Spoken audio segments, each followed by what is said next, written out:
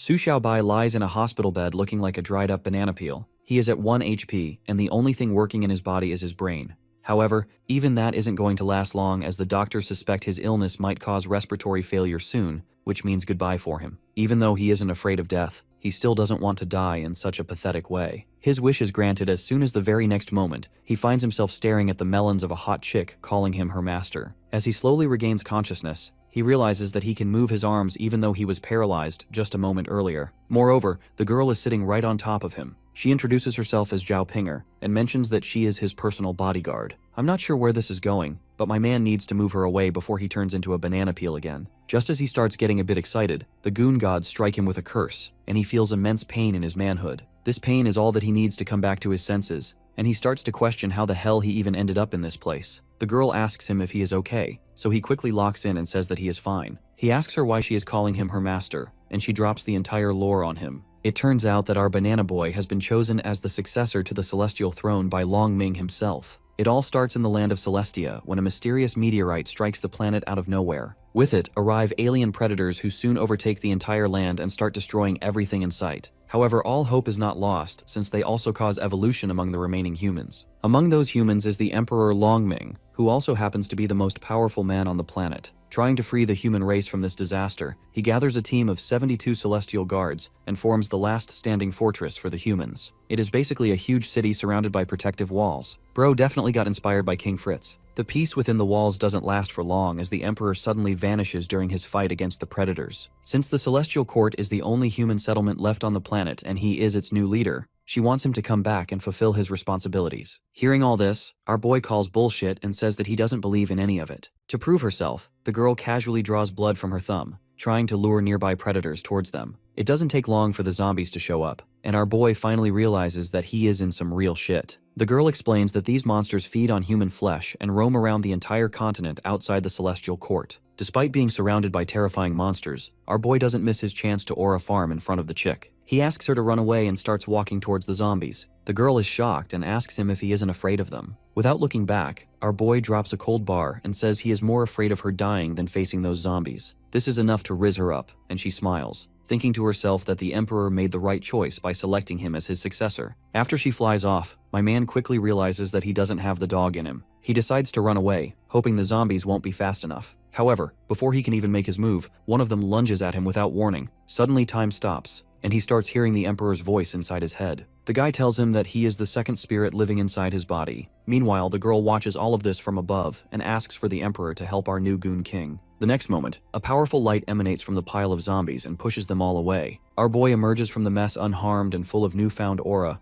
wondering if this is what it feels like to be reborn. All the corpses soon start disappearing, and their energy automatically flows to the MC. While he is standing there in confusion, the girl comes back and explains that this is the power of the Emperor, allowing him to not only absorb energy from others, but also steal their powers. The MC realizes that this is a world with magical powers and wonders if his disease was also cured because of his powers. Suddenly, the girl kneels down in front of him and requests that he come back to the Celestial Court since his people need him. Our boy thinks for a bit and turns down the offer, saying he isn't interested. My man just refused to enter every Redditor's heaven. The scene changes, and now they are at the gates of the Celestial Court. The girl playfully teases the main character, asking why he's in such a rush to get to the throne when he doesn't even seem interested in it. He mumbles that he's not after power, he's just hungry and wants some food. As they get closer, he notices how incredibly tall the walls are, and asks how they're supposed to get in. She tells him not to worry. The gate has a special security system that only people who live there can open. She steps up, puts her hand on the gate, and after her name is announced, the huge gate slowly opens to let her in. The main character is amazed. The place looks normal from the outside, but inside, it's a huge, bustling city. The girl explains that the Celestial Guards keep the peace here. When he asks about them, she says they are the palace's protectors. The palace itself is at the center of a giant structure, with 12 bridges being the only way in. The guards are the best of the best and are split into 5 ranks: D, C, B, A, and the highest, S. Hearing all this, our boy thinks to himself that she is just describing some security guards. As the two walk further inside the city, Zhang Tianmeng, the C-tier top-ranked Celestial Guard,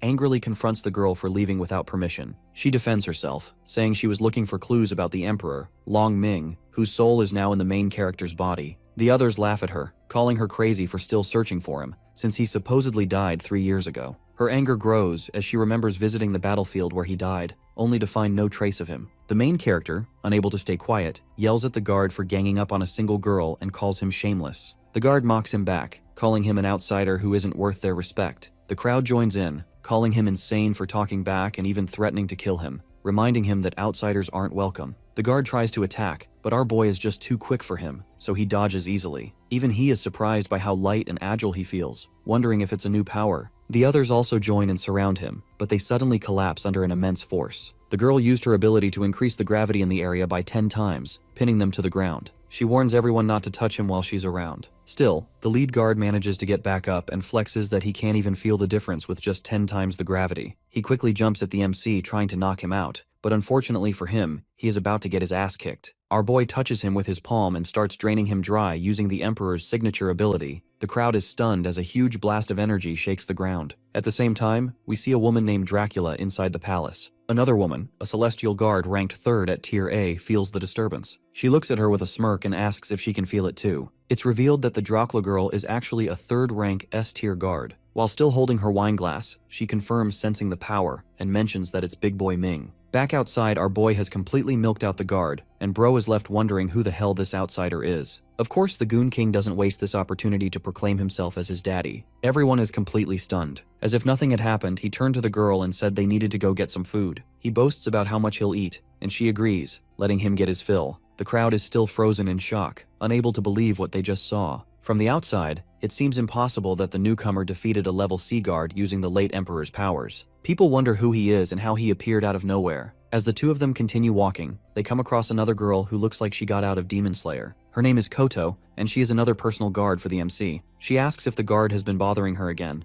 adding that she'll deal with him herself if he has. Just then, another girl appears in a lab coat, mocking her for not being good at anything other than chopping people off. The girl is Li Xin, a researcher who will be working as Xiaobai's bodyguard. He just watches all the women, wondering if they're her friends. The blonde chick tells the others not to worry, since her master has already dealt with the problem. He asks her to chill out since she might hurt him again if he gets excited. The other two guards ask if he is really their new master. She confirms it and claims that he has the power of their great emperor. The girls are shocked to realize that he is going to be their next daddy. Right after that, our boy is shown eating inside the palace. The women nearby are in awe of his huge appetite, whispering to each other as if he hasn't eaten in years. The katana girl finally stands up, clearly confused by everything. She mentions that she doesn't know why the emperor gave him his power, but if he fails him, she will make him pay for it. Another voice agrees, reminding him that it won't be easy to take his place. If he really wants to be their master, he has to follow the emperor's last wish to take the throne and destroy the predators, which are basically zombies. But the girl who brought him there doesn't say a word about whether he even wants the throne.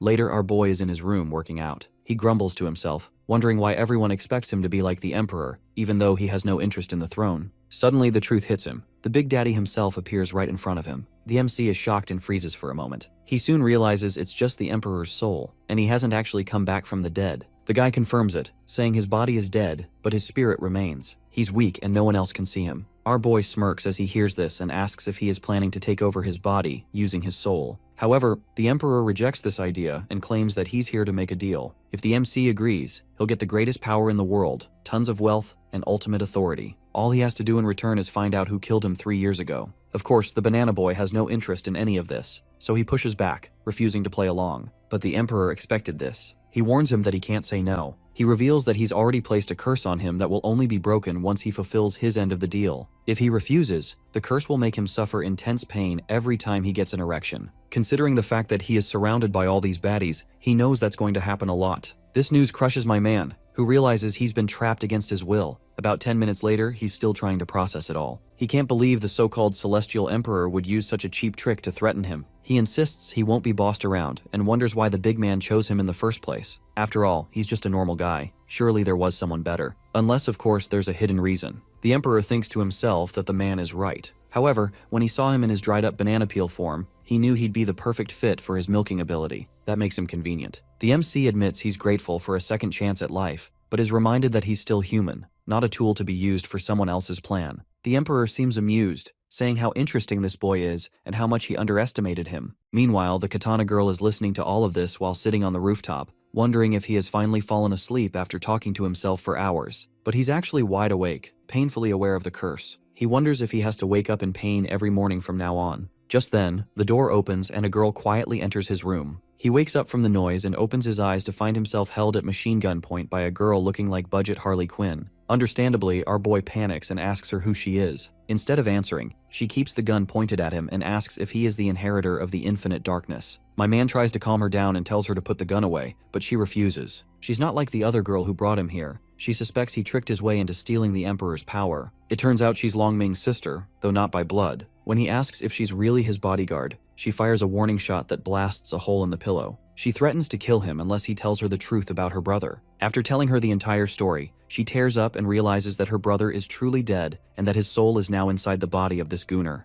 The MC urges her to calm down, explaining that if the Emperor's enemies find out, he'll be the first to die. She finally breaks down in tears and rushes in to hug him, but our boy is locked in, so he stops her in her path, telling her his real name and clarifying that he's not her brother. Still, if she really wants to help him, she can take him somewhere tomorrow night. Soon, they arrive at a place called the Lover's House, where the air is thick with tension. The stepsister sits outside and warns other customers that the house is full, and that she'll kill them if they don't leave. She secretly seethes at our boy's arrogance, vowing to kill him if he ever dares to give her an order again. Inside, our boy is battling his inner demons, trying to fight the charm of all the girls. The girls tell him to relax and enjoy himself, but he has to completely lock in due to the curse. His aim is to make himself hard enough so he doesn't have to get hard often. Another woman walks up to him, and he tries his best to stay calm, but his gooner self soon takes over, and he can't resist it anymore. He screams at the top of his lungs as he feels immense pain from the curse. Moments later, he walks out of the place looking defeated. The stepsister mocks him, calling him a pervert and saying that he looks dried up. Our boy knows that the Emperor got the best of him this time, so he doesn't have much to say. As he walks away, the girl mentions that there will be a trial for new celestial guards next month and asks if he is going to prepare for it. He scoffs, saying he never asked to become one of them. But she mentions that if he wants the throne,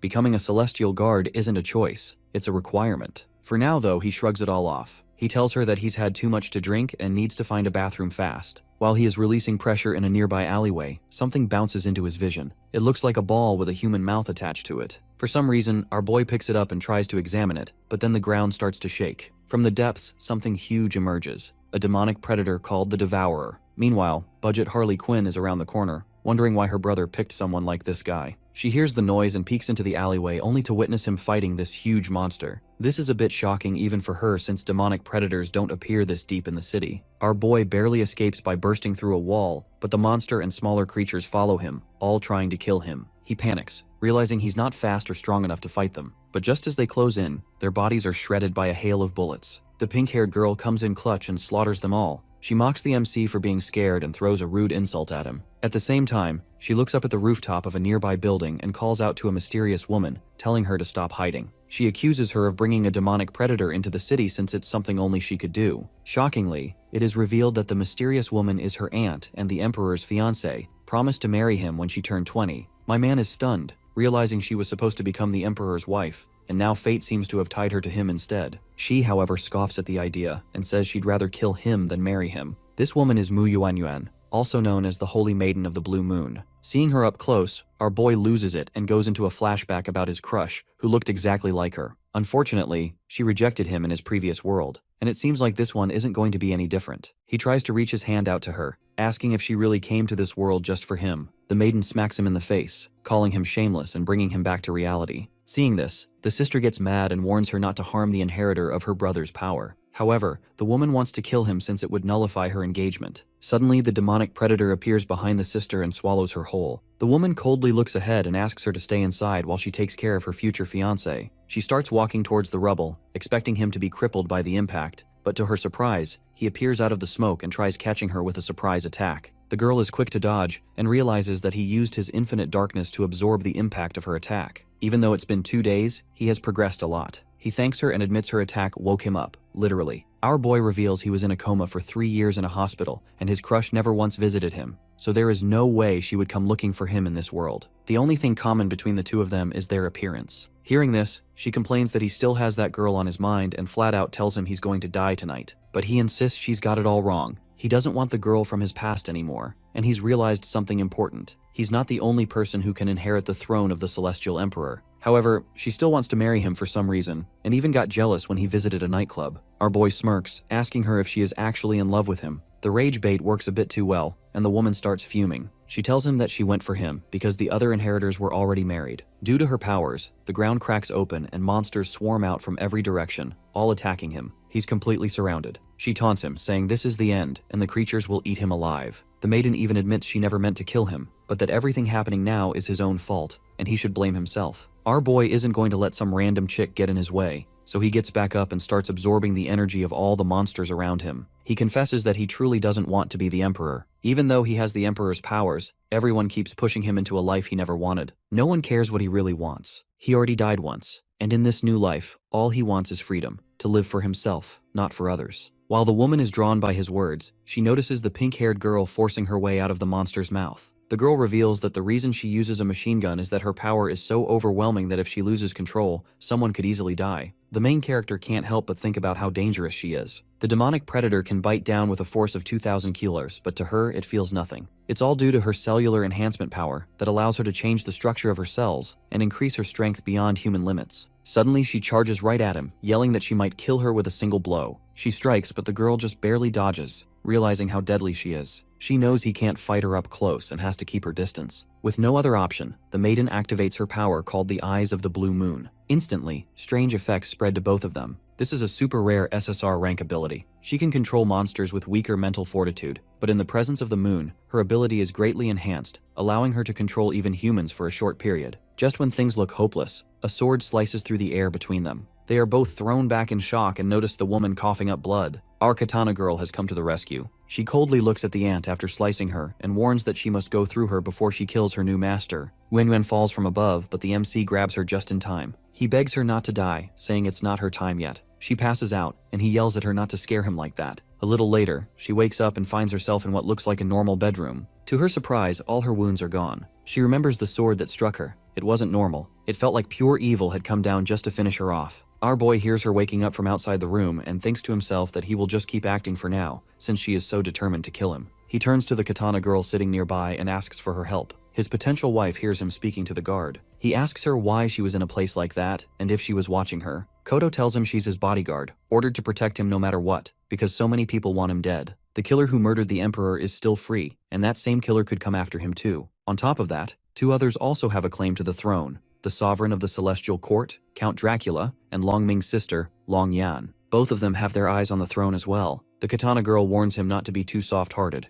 or more people will try to kill him. But the MC explains that he can't just kill people casually. He saved the girl earlier because he couldn't stand by and watch her die. Hearing this, the girl realizes he was the one who saved her mid-air. She thinks that if the sword woman hadn't appeared, she might have killed him herself. But even then, he still protected her. He declares that even if he doesn't care about the throne, he can't just let a free wife go. The girl can't take it anymore and slams the door open, asking who gave him the right to call her his wife. She says even if he saved her, she will never marry him, and warns him not to even think about it. His heart sinks. She rejected him in front of everyone, leaving him humiliated. The katana girl steps forward to back our boy, warning her that if she tries to harm him, she'll cut her down with her blade. She reveals that she only used the back of her blade last time, and the girl immediately realizes why the sword didn't leave a mark on her. The MC studies her and realizes she's still shaken by what happened before. As he gets closer, she thinks to herself that as long as the katana girl stays near the MC, she might not have a chance, but she still needs to find a way to kill him. With that, she leaps back and summons a massive eagle. The bird lands behind her and speaks to them, asking how dare they disrespect the Holy Maiden. They can clearly tell it's a demon bird of high rank. Still, the katana girl laughs and says it'll be fun to kill it. Then, out of nowhere, the maiden asks if he wants to marry her, suggesting they talk about an engagement so others don't interfere.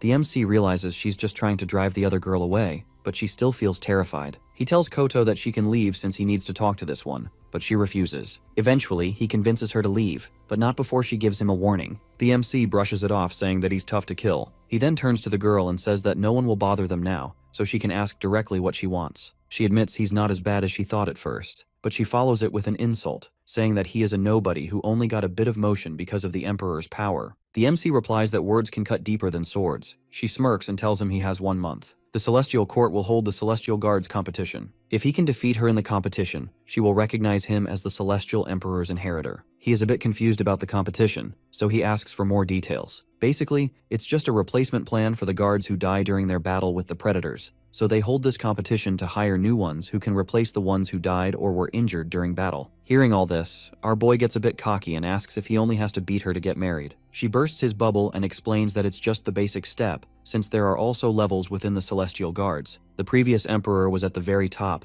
and someone like him can't even be compared to him. The words hit hard, and our boy prepares to say something nasty, but the girl stops him, so he has to trash talk the emperor in his own mind. Finally, the maiden warns him that if he loses in the first round, he'll never get another chance. One failure means he can never compete again. She asks if he still wants to go through with it, and our boy gladly accepts the challenge. A month later, we see a young man arriving at the Holy Mountain Coliseum, where the competition is supposed to take place. He's amazed by the energy of this place, as it feels like an ancient gladiator arena. The guy is obsessed with being strong and loves a good fight. The thought of battle gets his blood pumping, and he's sure he's going to win today. It's revealed that he is from a small village inside the Celestial Court, and his name is Ma Fugi. Seeing the crowd and the size of the arena makes him excited as he hopes he'll get a good fight. Even before the competition officially starts, a fight breaks out. A white-haired guy quickly takes down his opponent, who complains he didn't do anything. The crowd is excited to see a fight even before the competition starts. When his opponent tries to hit him with a spell, the white-haired guy instantly freezes him without even touching him. Everyone gasps. Whispers spread fast. This is a dangerously powerful ability, a special one known at the SSR level called the Elemental Cold. While he's not the top fighter, he's Long Weiyang, a highly ranked S-Class one, known to be the nephew of Long Ming. The girls in the crowd can't handle his insane riz and go wild. Suddenly, our village boy grabs him by the shoulder and calls him out for a fight. Everyone in the crowd is shocked and wonders if the young guy has a death wish. However, one of them identifies him and reveals that he is a powerful fighter who has killed dozens of demonic predators in a single year. Our village boy suddenly lights his hand on fire and says that he also has an SSR level ability. Just as things are about to get serious, the A-tier girl from before calls them out and tells them to simply fight it out when the actual trial begins. Turns out she is also the judge of this whole thing. Her presence alone stops them cold. The two guys quickly pretend they were just messing around. However, Long Ming's nephew is still wondering if the MC will show up since he knows he has inherited the Infinite Darkness ability. Finally, the purple-haired girl announces that the competition is about to begin. But just as everyone gets excited, a voice tells them to wait. It's the Holy Maiden, and she informs them that there is another contestant who still hasn't arrived. The nephew looks at her and wonders if she came here because of the engagement. Even the judge is curious about him after he defeated that C-tier guard, so she delays the trial by 5 minutes. 5 minutes pass, and the MC is still a no-show. People start to doubt he'll come. Some say he's probably too scared. Even the maiden wonders if he lied about participating. To everyone's surprise, he finally arrives. A look of relief crosses the girl's face as he shows up. He strolls in with his friends and greets the crowd. Most people look annoyed, blaming him for making them wait. They make fun of his heavy clothes in the heat and whisper that his friends are just bodyguards. The MC ignores the chatter, declaring that only he and the blonde girl will be attending the trial. After all, he thinks he alone is enough to take down everyone else. His arrogance makes the crowd angry, but the judge steps in just in time to announce the official start. She slashes the ground, and a glowing portal opens up behind her. Everyone gasps since this has never happened before. She explains that the competition has 2 rounds. In the first round, the portal will send each person to a random place outside the city. All they have to do is survive for 5 days. Anyone who makes it will go to round 2. People immediately start complaining, worried they'll end up in a monster's lair. But she reminds them that Celestial Guards risk their lives. If they're already scared, they should leave now. Many people drop out on the spot, leaving only the real fighters. When asked who wants to go first, the MC steps up. He figures going in early gives him an advantage to explore and get ready before anyone else. Zhao Pinger stops him for a second, saying she has a bad feeling. He reassures her, promising to find her first on the other side. She feels a little better and decides to go in too.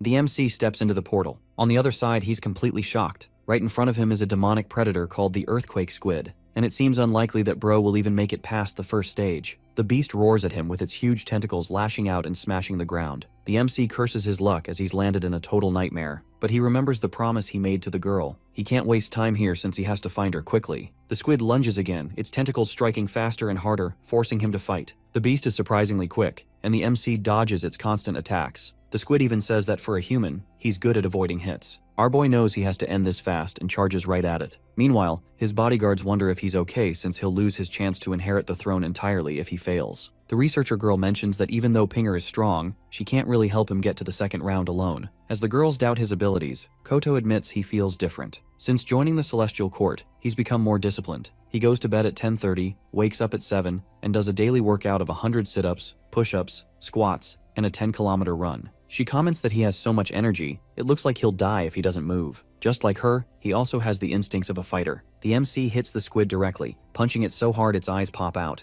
As the monster collapses, its energy flows into him. But just as it dies, a human-shaped figure crawls out from inside. He wonders if the creature is really dead. Suddenly, a strange smell fills the air. He realizes it's a signal to summon more predators. Before he can do anything, the Emperor's nephew shows up out of nowhere and freezes the squid with his skill. He tells the MC that the squid was calling for help, explaining that these creatures start out like zombies and then become stronger by eating things. However, our boy can't give less crap about it, and he's more worried about him stealing his kill. The guy claims that he would have been surrounded by predators if he hadn't shown up, so he should be thankful to him. But the MC casually ignores him, saying that he doesn't have time for this as he needs to find the girl he promised. The boy keeps following him. When asked why, the boy says that according to the rules, they have to survive here for 5 days to get to the second arena, and that means they are allowed to kill each other. The MC is surprised to hear that killing is allowed. Meanwhile, elsewhere in the forest, chaos breaks out. Explosions and bodies are everywhere. The blonde girl appears and realizes all the zombies here have been wiped out. She needs to find her master. Her bracelet starts flashing with warnings about the survival rule. She knows she can't be careless or she'll fail. Determined, she starts searching for the MC, silently urging him to wait for her. However, from the darkness of the forest, a mysterious figure is watching her with a creepy smile. Pinger quickly senses that she is being watched and calls out to the man to reveal himself. The guy steps forward with the same creepy smile and asks her how long she's known he was tailing her. She mentions that she knew it from the moment it started. The guy takes off his hood and reveals that he came here for her master, as someone wants him dead. He demands that she take him to his location.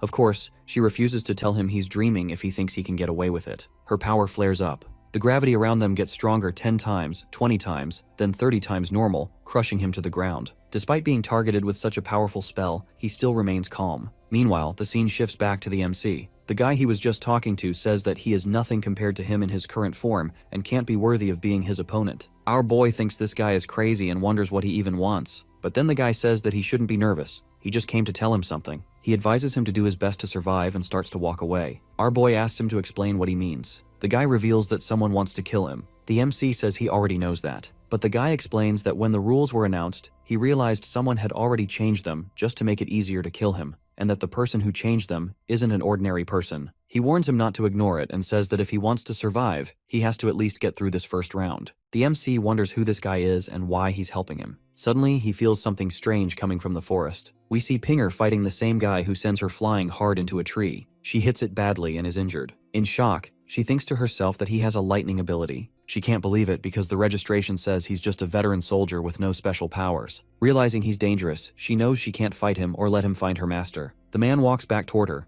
pulls out a knife, and threatens that if she doesn't take him to her master, he'll use her dead body to find him instead. Despite facing such a tough opponent, she doesn't cower away and instead tells him that he won't be doing anything to her master with her around. Meanwhile, our boy is running towards her location as fast as he can. He hears others talking about him, calling him the unlucky boy everyone's been talking about. As they see him, he rushes past, knocking someone out of the way to escape quickly. Somehow, he can sense that Pinger is in danger and needs his help. Badly injured, the girl thinks she has to help her master and can't die here. Before finishing her off, he says that it's a shame for a woman like her to be serving such a short-lived master. However, he suddenly notices a flash of light behind him, and before he knows it, he gets elbow chomped on the neck, sending him flying back. The girl looks up to see her master standing right in front of her, farming more aura. Considering the impact of the blow, it seems like the guy has died. The MC tells the girl he's glad he got there in time and apologizes, saying it's all his fault she's hurt. She says it's just a scratch and she'll be fine with some rest. Pinger insists he does not worry and admits she's not a very good bodyguard because he ended up saving her instead of the other way around. Moreover, she should be the one apologizing. The girl asks him how he even found him in such a big forest.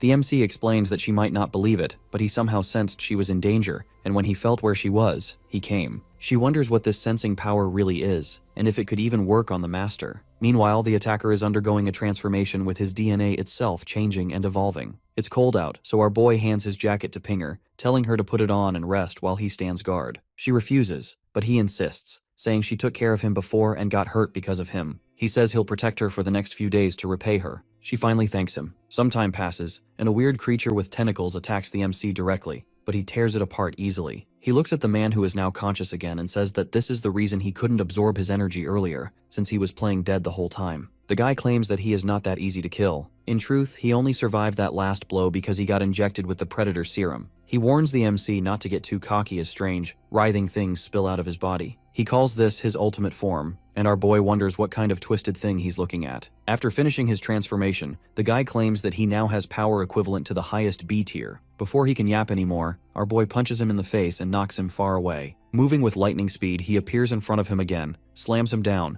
and starts absorbing his powers. While on the ground, he can see the MC towering over him with a terrifying aura. He finally realizes why the skill is so OP and starts to think the mission might fail if things keep going like this. He remembers the doctors warning him that the injection is unstable. No one knows its true effects, and his life could end at any moment. Despite the rejection from the predator cells, he urges them to continue with the experiments. Afterwards, his boss calls him a failure for not fully merging with the monster cells. What he is missing is the infinite darkness crystal found within our MC's body. Back in the present, our boy has completely whooped his ass. He demands to know who the guy works for and what they are planning. The guy just laughs, asking if he really thinks he'd reveal anything. But he's curious how the MC got so strong, so far beyond their expectations in just a few days. The MC replies that it's because he's talented. At that moment, a lightning bolt strikes down from the sky. The guy wonders if God himself is helping him. He laughs, asking Xiaobai if he knows that lightning is a sign of a thunderstorm. Before he can finish the guy off, the blonde girl rushes over to him, warning him of something that's approaching. Before our boy can do anything, a powerful strike of lightning hits him directly. He opens his eyes to notice Pinger lying unconscious and battered like a character from a fighting anime. Turns out, she used her own body to block the strike. Moreover, thanks to the extra energy from the lightning, the guy is back in business. Rage fills the MC when he sees her broken body,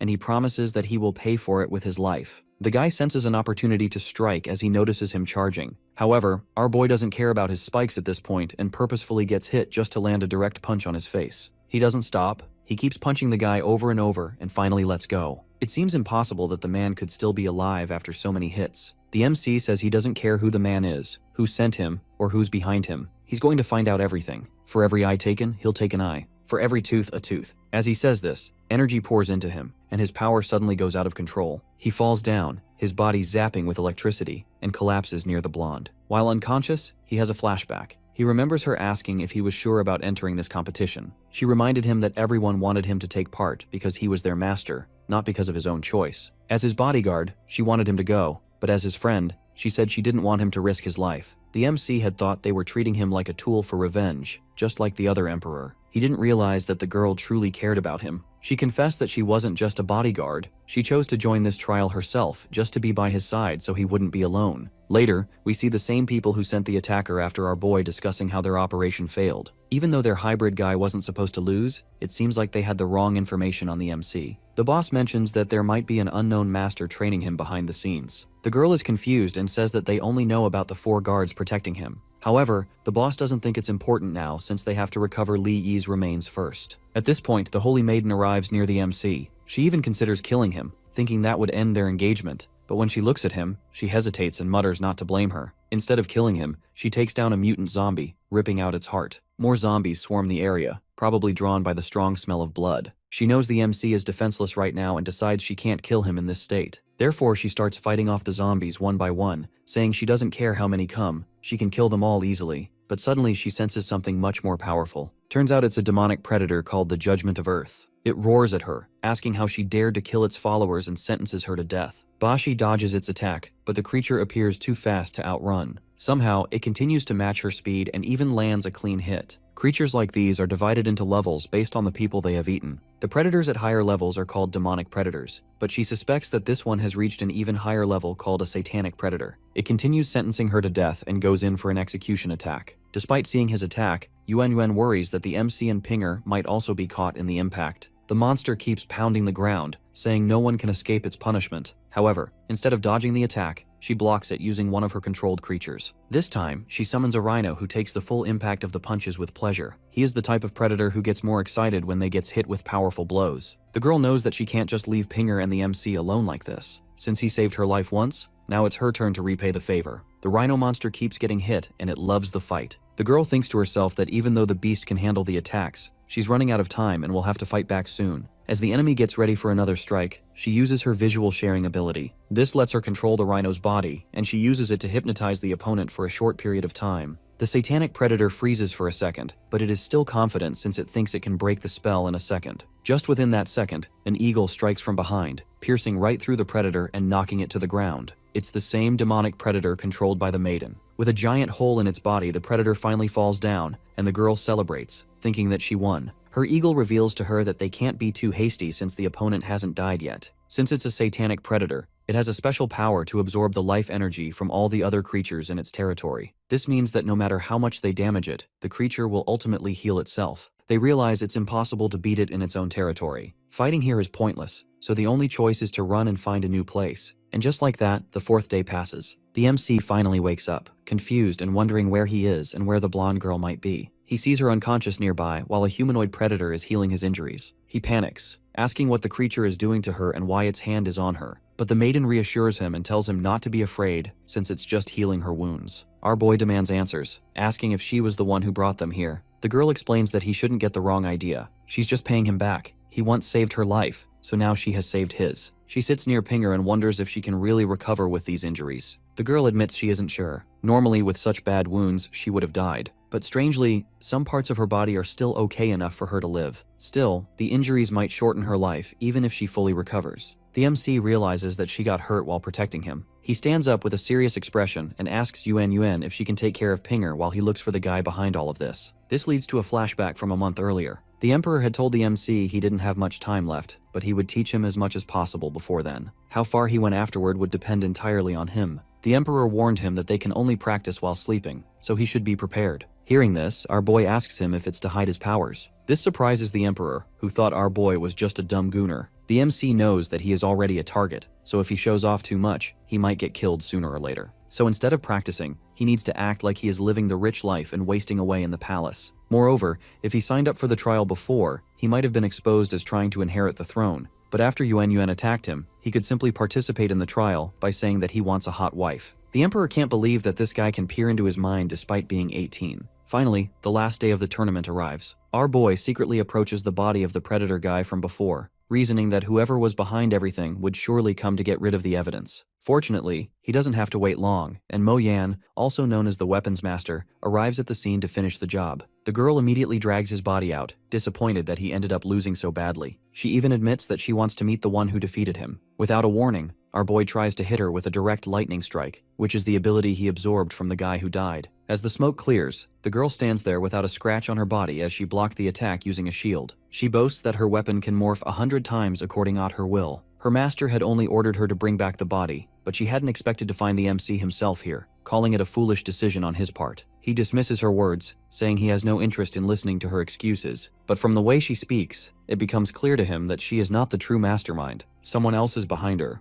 Their fight begins. Suddenly, lightning rains down, and the girl realizes with shock that the MC has stolen Li Yi's power and has already learned how to use it. Everything they thought they knew about his body and strength was wrong. She resolves to test his power directly and lunges at him. The girl taunts him further, saying that if he wants to know the name of her master, he will have to force it out of her himself before unleashing another fierce attack. Seeing her using a weapon, he starts morphing the lightning around him and turns it into his own blades. However, looking around, he realizes his opponent has vanished. In reality, the girl has repositioned far away, setting up a sniper rifle and locking her aim on his head. She squeezes the trigger, but the recoil is too powerful, throwing the gun upward. Our boy instantly senses the shot and does the most aura-farming move possible. Without moving his hands, he kicks a rock upwards and deflects the bullet. Afterwards, he mocks her, saying he has already found her. The girl is stunned, unable to believe he used a stone to deflect a sniper round. However, my man is not done yet. He proudly claims that he used to be a pro at Counter-Strike and throws his lightning spear directly at her. She quickly realizes that this one is much stronger than the last and morphs her sniper into a shield, but the explosion shatters it instantly. The explosion leaves her badly bruised and without a weapon. Humiliated, she realizes he is far stronger than she expected. The MC advances, slowly unbuckling his belt. She yells at him, calling him a pervert. He reminds her that she had refused to reveal who sent her, and now he'll make her talk. It gets kinda weird from there on, and he basically threatens to do nasty stuff to her if she doesn't give him the name. This is enough to finally break her, so she starts talking. She reveals that the man behind her is Liu Jianyu, the director of the Scientific Research Institute. The MC is confused, wondering why a science director wants him dead when the throne has nothing to do with research. She explains that it isn't about the throne, but about his power, infinite darkness.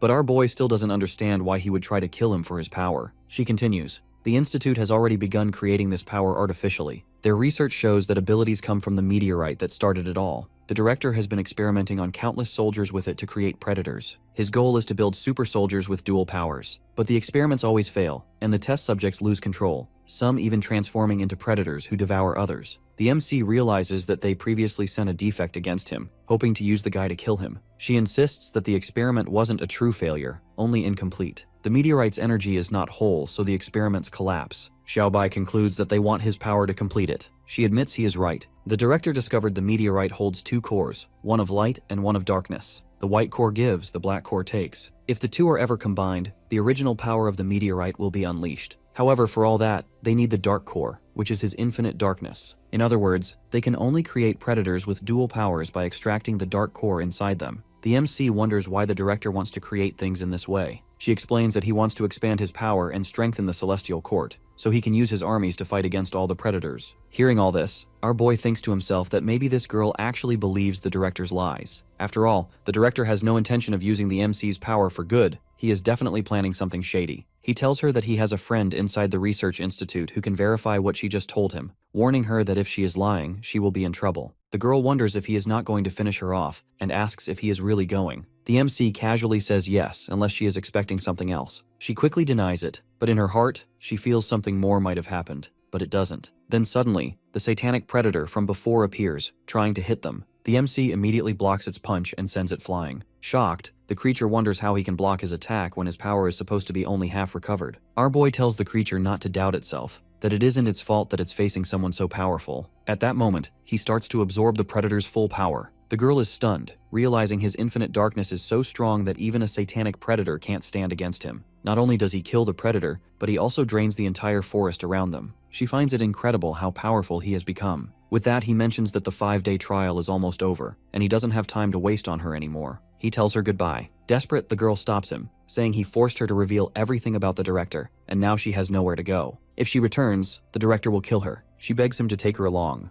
The scene shifts back to the Celestial Court, where Dracula appears and asks how many survivors remain. The girl reports that out of 33, only 8 are still alive, though some signals are faint, perhaps from people in a coma. She finds this disappointing, but the girl assures her that there is good news too. She mentions that all 3 satanic predators in the trial areas were destroyed. When asked who did the killing, the girl reveals that, based on the signals, it was Long Ming's nephew, the village boy, and our MC. Dracula seems intrigued by this result. She announces that round 1 is over and orders to bring the participants back. Our boy stands in front of the portal, asking the girl if she is coming with him, and the girl confirms it. On the other side, his personal guards are waiting for his return. The white hair guy also starts making their way back through the portal. Meanwhile, the village boy isn't done yet. He sits on top of the pile of predators since he isn't satisfied yet. Suddenly, a strange creature starts walking towards him. Turns out that it's actually a god-level predator with strange markings etched across its body. The village boy thinks he is lucky since a fish has willingly swam into his net. The predator, however, is after something else and demands to know if the portal behind him leads to the Celestial Court. The guy, unfazed, simply asks him what he wants with it. The predator narrows his focus, releasing a crushing force that makes him instantly feel as though his chest is caving in. He struggles to breathe,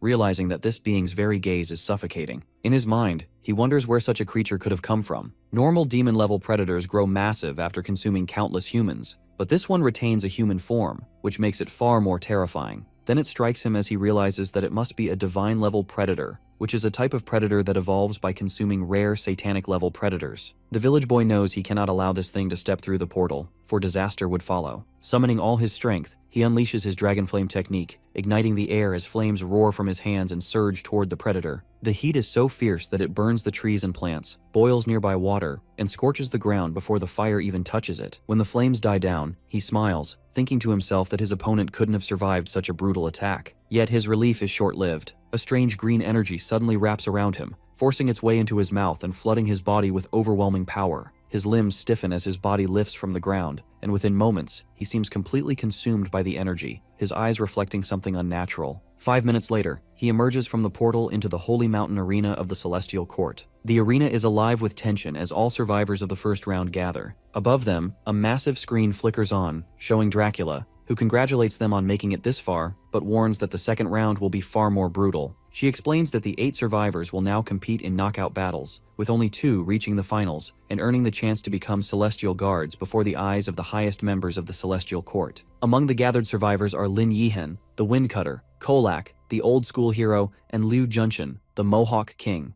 The village, still radiating the predator's energy, listens to Dracula's words with a sinister smile stretching across his face. Nearby, our boy carries wounded Pinger, worrying whether her injuries will heal in time since they only have a month left for the second round. When Dracula declares that the match list is ready, the crowd murmurs in shock. The pairings flash on the screen and turn out that the blonde girl will face the Holy Maiden. On the other hand, our boy is going against the old-school hero. Yuan Yuan frowns at the list, convinced that Zhao Pinger is too injured to win even if she recovers. She reflects that he has caught up to the MC's level of strength, but doubts whether she can surpass her now. As she thinks about what might happen if she loses, her eyes wander toward him, only to find her casually picking his nose. Embarrassed, she blurts out that it is none of her business when she asks what he's thinking, then storms off in disbelief that he would act so shamelessly in front of everyone. The Emperor's nephew, meanwhile, studies the village boy carefully. He considers him an ally, yet something about him feels disturbingly different now. As if in response, the possessed Fugi suddenly senses a powerful energy far beyond the arena. He mutters that it is calling him and begins walking toward it. Outside, his eyes light up with madness as he whispers that after 10 years of searching, he has finally found the origins of the power of the predators. As he stares at the giant machine, he thinks to himself that acquiring the power will allow him to ascend beyond divinity. My man just wants to get out of the hood. He stands there for a bit, laughing like a true villain. The scene finally shifts to the hospital, where the doctor informs them that Pinger's situation is not improving. Our boy and his guards aren't really pleased to hear this news and threaten him with violence. The researcher girl shows up at the right time and calms them down, revealing that there is someone who can actually help the blonde. The stepsister immediately demands to know who the guy is so she can bring him here. However, the girl mentions that he's not someone she can casually bring over. This surprises the girls, and they wonder if this doctor is stronger than they are. The researcher girl reveals that the person is not a doctor,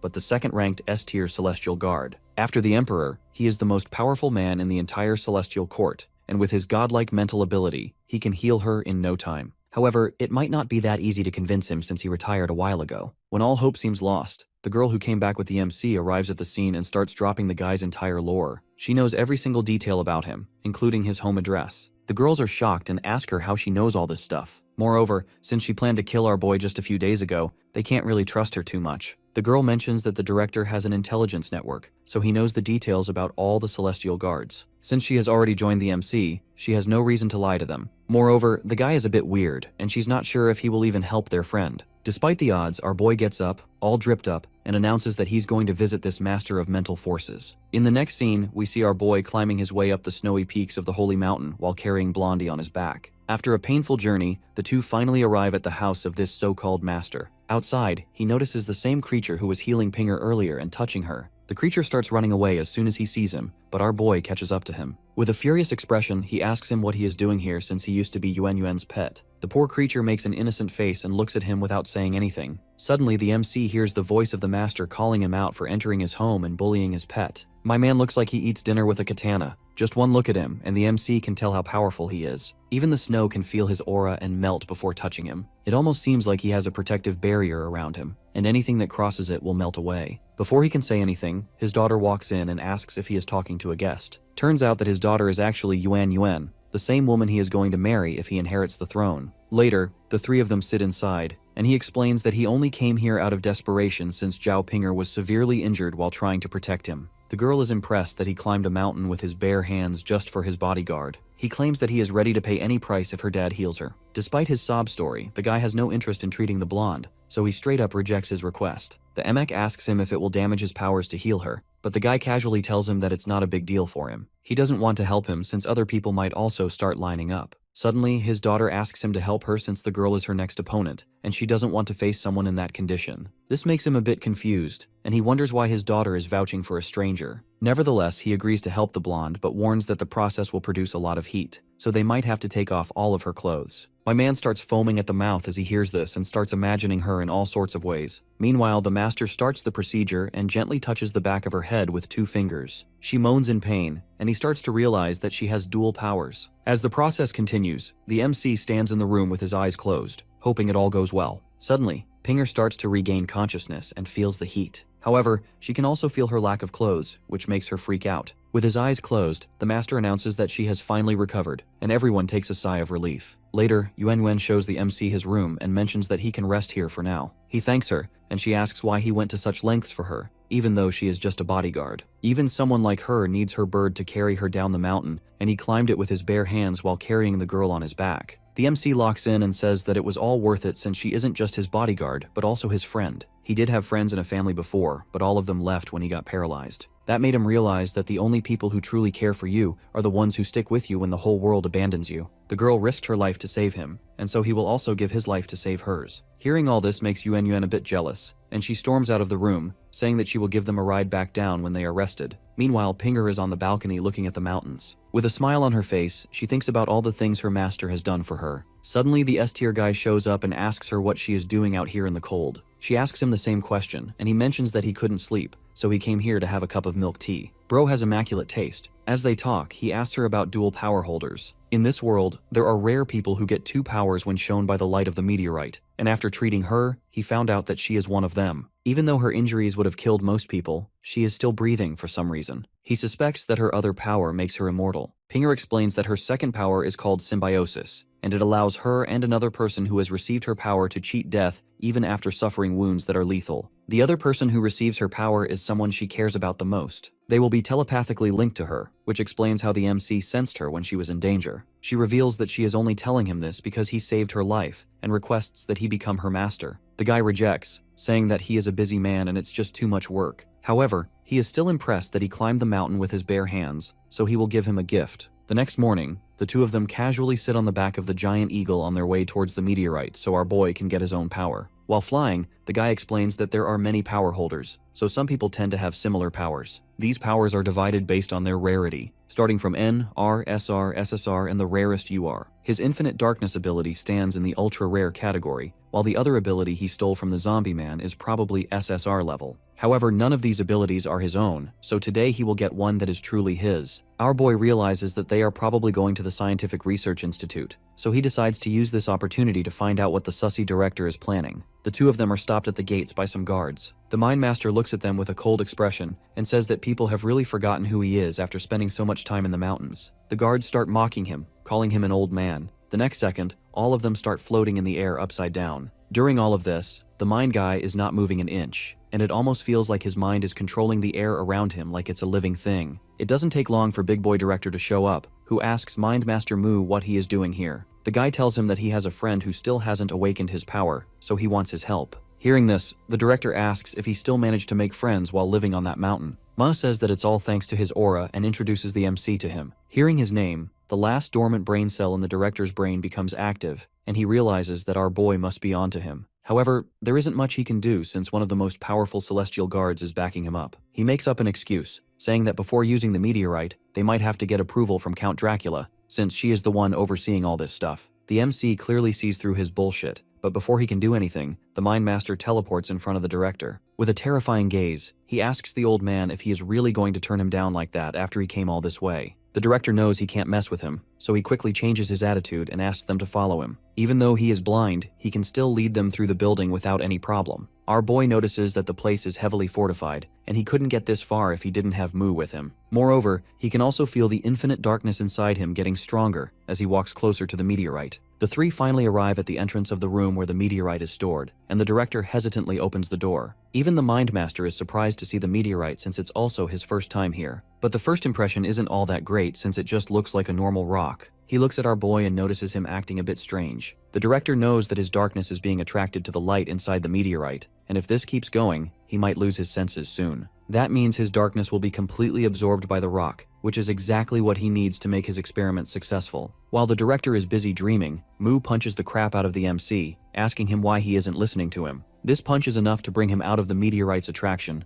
and they prepare to finally give him his power. Upon pressing a button, energy starts flowing into the rock, and it suddenly lights up. While Master Moo wonders what new power our boy will receive, the director is hoping for him to get some crap N-level ability. The meteorite does its thing, and the guy asks if he got any new powers. The MC plays it cool and claims not to feel any different. He starts accusing the director of using a fake meteorite to fool Master Moo. The old man crashes out and starts screaming that it's his fault for not getting power. Our boy continues with the rage bait, but the old man quickly catches on, thinking to himself that he must have gotten some real good ability and is trying to hide it from him. Xiaobai suggests they leave since the director isn't acting too nice and claims to know a killer milk tea place nearby. Master Moo quickly agrees with him, and the two start walking away. However, the director isn't done with them just yet and has had enough with the insults. He draws his sword from the cane he carries and prepares to slash them, but Master Moo already knows what he is about to do. He warns him not to try anything funny and asks if he has already forgotten how it feels to be dominated by him. The old guy backs off for the second time and apologizes, saying that they are free to leave. Even the MC could feel Master Mu's aura and realize that if the director hadn't stopped his blade, he might have died for sure. He looks harmless enough on the outside, but inside, he is a monster. The two casually head back on the bird while he drinks his milk tea in one go. Since it's just the two of them now, he asks the MC to reveal his power. Our boy realizes that he can't hide it from the Mind Master, so he admits that he lied in front of the director. However, since he hasn't used the ability yet, he isn't too sure how it works either. Hearing this, the man immediately touches his forehead using his finger and transfers his consciousness to his power domain. Inside, he can see hundreds of eyes staring at him. Moreover, from the looks of it, this seems like some kind of spiritual power.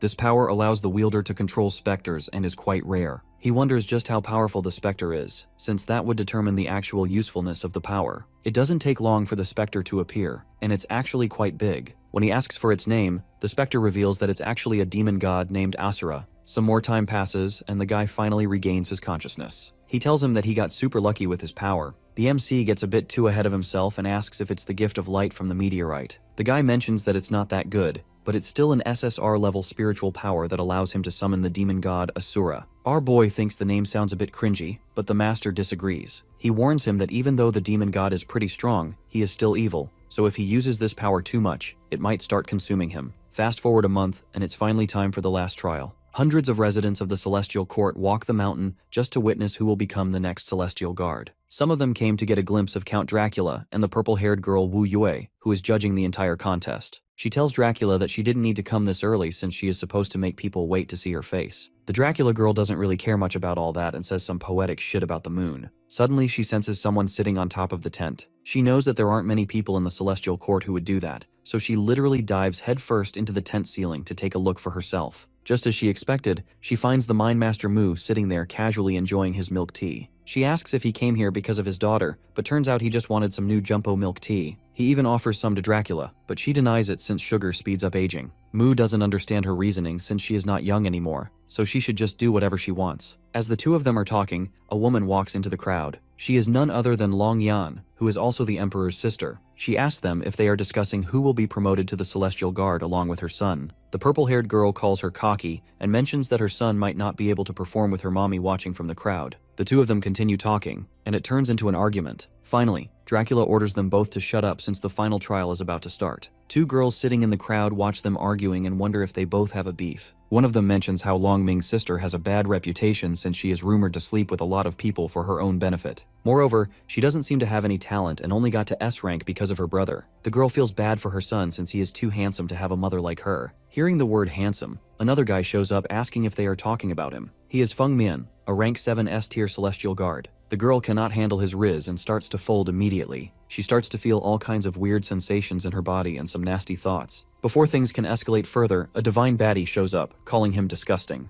The guy turns around and asks if she also wants to experience ultimate pleasure. The girl is named Lilith, and she is also an S-tier Celestial Guard who ranks just above him. She tells him that his tricks don't work on her and warns him that he will be put on trial if he doesn't break his spell on the girl. With an annoying expression, the guy finally releases his spell and mutters something about the girl being lustful. When the divine baddie asks him what he said, he switches up and tells her that he was just calling her beautiful. This makes her blush a bit, and she asks him to shut up. Meanwhile, the judge finally announces the start of the trial, and all the participants start walking in. Xiaobai's guards and the weapons girl also cheer for him from the crowd. He looks at them and notices that the researcher girl is not here. Pinger explains that she is working at the research institute, so she couldn't find the time to be here. The MC wonders if the director is planning something since he allows her to work here despite knowing she is his bodyguard. Meanwhile, the mommy calls out to her son from the crowd, who barely glances at her, causing her to be flustered with excitement. He immediately looks away as she continues cheering for him in the background. According to the competition rules, there are 3 ways to win the match. First, if they can straight up knock out their opponent or keep them off their feet for more than 10 seconds. Second, if the opponent surrenders. And third, if the match appears one-sided. Moreover, if any of the contestants is about to receive fatal damage, the match will be terminated immediately. After the rules are explained, Pinger looks at the MC, who appears to be bored and yawning. She wonders if he just didn't sleep properly. Even Mu is a bit worried and thinks to himself that he didn't listen to his advice properly. Round 1 finally begins, and our boy faces off against Kolak, the old school hero. A woman in the crowd explains to her son that the old school hero is often considered the strongest man in the Celestial Court, apart from the Celestial Guards. He has attended the trials for 5 years straight, and he always ends up facing the toughest opponent at the time. Even this time, he thought he would be facing the village boy,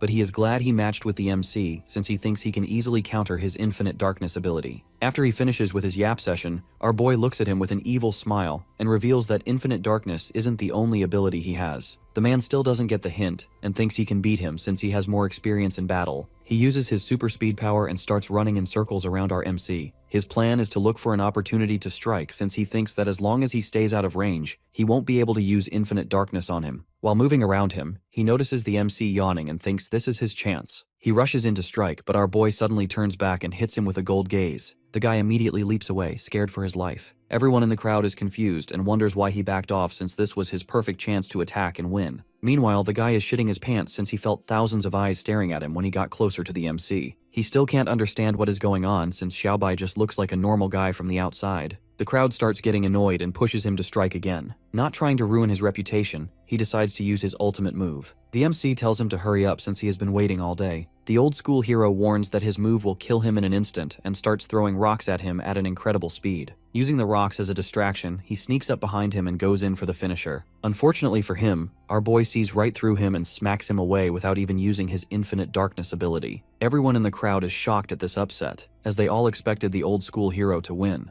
During all of this, Mu notices him walking in a weird way and realizes that this is a sign of him being consumed by the demon god. The stepsister commends the MC for winning his match and announces that the next fight is between the blondie and her aunt. Before the fight begins, 2 of the contestants discuss the outcome of the match. The warrior with a sword asks his opponent who he thinks will win. The Mohawk guy says it's tough to say since both girls look equally strong. Inside the arena, Auntie tells Pinger not to hold back just because her dad saved her. The blondie smiles and says she'll fight with all her might. After all, she's the guard of the future king. She normally doesn't go all out, but today she will. She glances at the stands where the MC is cheering for her and smiles warmly. She remembers how he always rushed into danger to protect her, carried her when she was hurt, and helped her up the mountain. Because of that, she wants to prove to him that she's worthy of being his guard. The Holy Maiden smiles and says she wants her to use all her strength so they can see who is truly stronger. The fight begins. Without a moment's hesitation, Pinger raises her hand and summons a huge chunk of earth from the ground. The crowd gasps in shock as the giant stone rises higher and higher. Our boy, though, is worried. He knows this is way beyond her limits. Yuan Yuan's dad calmly sips his tea, realizing this is her ultimate move. She wants to end the fight in one hit and aura farm in front of the MC, but he believes his daughter can handle it. The Holy Maiden herself thinks the attack is powerful, but knows she still has time to dodge. Suddenly, her opponent increases the gravity 100 times. Yuan Yuan feels the crushing weight of an entire building pushing her down. She collapses to the ground, unable to move. The stone drops and turns into a meteor, crashing down with terrifying force. The impact shakes the whole Colosseum, breaking the stone into countless pieces that fly toward the crowd. People cover themselves in fear, thinking no one could survive such an attack. Dust fills the air. Our boy looks up, worried for his potential wife. As the dust clears, the crowd is stunned. Eliza is standing there, completely unharmed. She strokes her body and moans with pleasure, saying that fierce hits like that are her favorite. Her dad realizes she has merged her senses with the rhino monster, gaining his strength and even his personality. She begs Pinger to hit her again. The men in the stands are thrilled. Not only did she survive, but she's taunting and provoking her opponent. Suddenly, she comes back to her senses and remembers that the blondie undid her gravity when she saw that she wasn't surrendering. However, that recent attack drained all of her energy, and she started freediving from the sky. The crowd is shocked, and her friends realize that if no one helps her, she will crash to the ground. Suddenly, our boy leaps from the stands. Confident in his strength, he promises he won't let her get hurt. He barely manages to catch her and scolds her gently, telling her not to risk her life over a competition. Together, they land near the massive crater left by the meteor strike, and the audience breathes a sigh of relief. The judge announces that since she can no longer fight, the outcome is clear. Her friends feel disappointed since she trained so hard and came so close to winning, only to lose at the end. Yu steps forward to declare her the winner, but Auntie suddenly interrupts. To everyone's surprise, she raises her hand and gives up, declaring Pinger the winner instead. She admits that if she hadn't weakened gravity, she herself would have lost. Mu smiles proudly at his daughter's decision. Our boy knows that she would rather accept defeat than win in an easy, dishonorable way. Just then, he feels someone tugging on his collar. It's the exhausted Pinger, who weakly asks if she really won. Smiling, he tells her she did, and that he is proud of her. Overjoyed, she hugs him tightly and thanks him for supporting her. The MC blushes in embarrassment, while his potential wife trembles with envy. Angry and jealous, she yells at the pair to control themselves. Blondie's friends laugh, realizing that the holy maiden is jealous, and even Mo Yan feels envious of such a warm hug. The director officially declares Pinger the winner and announces an hour-long break so the arena can be repaired. Later, our boy sits with the girls, sipping cold soda as they chat about the fight. He tells them not to argue over a competition. Yuan Yuan, still upset about her loss, apologizes to him for failing so early and admits she knew all along she could never defeat him. She doesn't object to him becoming emperor, and she even starts to speak about their engagement. At that moment, the director of the research institute suddenly appears behind them. He points out how easily he attracts women. Our Rizzler boy sarcastically asks him if he is here to congratulate him on his victory. The old man laughs bitterly, saying he hasn't forgotten how he humiliated him before and won't forgive it. He also knows that the mine master is away buying tea, meaning no one can interfere. He pulls a hidden sword from his cane and aims it at the MC, declaring that this time, no one will protect him. His bodyguards grow angry at his arrogance, warning him to stand back. Meanwhile, our boy smiles and calmly points out that if the dean kills him in front of the crowd, it will disgrace the celestial guards. He warns the old man that Count Dracula will punish him, but the director sneers that the count is only a sovereign, not the emperor, and has no right to judge him. Suddenly, the director's energy flares as he is ready to attack, but the sound of clashing blades stops his strike. Shocked, the old man realizes someone blocked him. At first, he thinks it's the paladin Lilith, but then remembers she is no stronger than he and has no reason to interfere. Among all celestial swordsmen, he cannot imagine who it could be. Turns out, it's none other than our katana girl, Kodo. The old man is shocked, as this is his first time seeing her in battle, and he didn't think she was this good. At the same time, the stepsister and the weapon girl also walk in, threatening to fight him. He recognizes Mo Yan's voice since she worked for him. She tells him that he sacrificed too many lives for his own ambition, so she won't be taking his side this time. All the girls stand in front of our boy like a solid wall, preventing the director from attacking. In that moment, the old man makes the decision to kill them all, thinking it's only a few more dead bodies, but someone stops him just in time. Before even looking back, the old man can tell that it's Big Daddy Moo. The mine master looks him in the eye and asks if he really fears no one. Meanwhile, in a small forest outside the arena, a little boy named Zhao Kai calls out for his master, Fugi. He's been looking for him for a whole month and is confused about where he's been.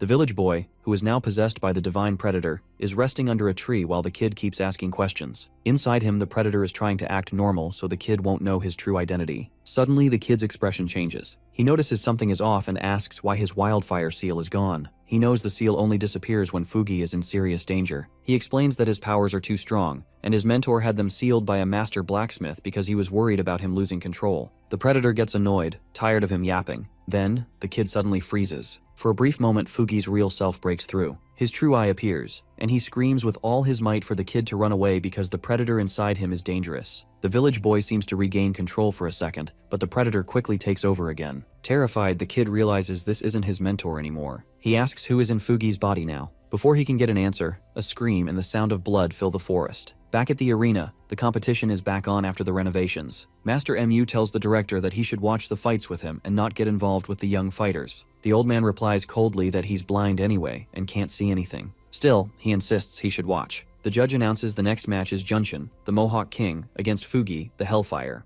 The Mohawk guy says he's not afraid of him. Many people want to see him fight, but he believes he's a strong contender too. His ability is an impressive R-rank power, and he promises to shock Fugi with it. To prove his point, the guy grabs his hair and rips out his mohawk completely, but he doesn't feel any pain. Instantly, a new mohawk grows back. He explains that his hair grows super fast and is razor sharp, which is why he uses it as a weapon. Mu is surprised and admits it's a pretty good ability. Meanwhile, the old man looks like he is being held at gunpoint. The mohawk yells that the fight has begun and uses his ability, Mohawk Boomerang. Hundreds of razor-sharp hair blades shaped like boomerangs fly toward Fugi. The predator inside the village boy unleashes a storm of hellfire, which burns Junshin and destroys his ability, along with his hopes of winning. He calmly tells the Mohawk guy that he talks too much. Defeated and roasted, the guy raises his hand and surrenders. The crowd is shocked and realizes that the village boy is the real deal. The purple-haired girl declares Fugi the winner. The next match will be between Long Ming's nephew and some random-ass guy named Lin Yiheng. Meanwhile, the purple-haired girl looks at the stands, surprised that his mommy isn't there. Turns out, she is somewhere practicing to ask him out for dinner after he wins his match. She sighs, realizing that she is still nervous, and this is her best chance to talk to him if she wants to bond with her son.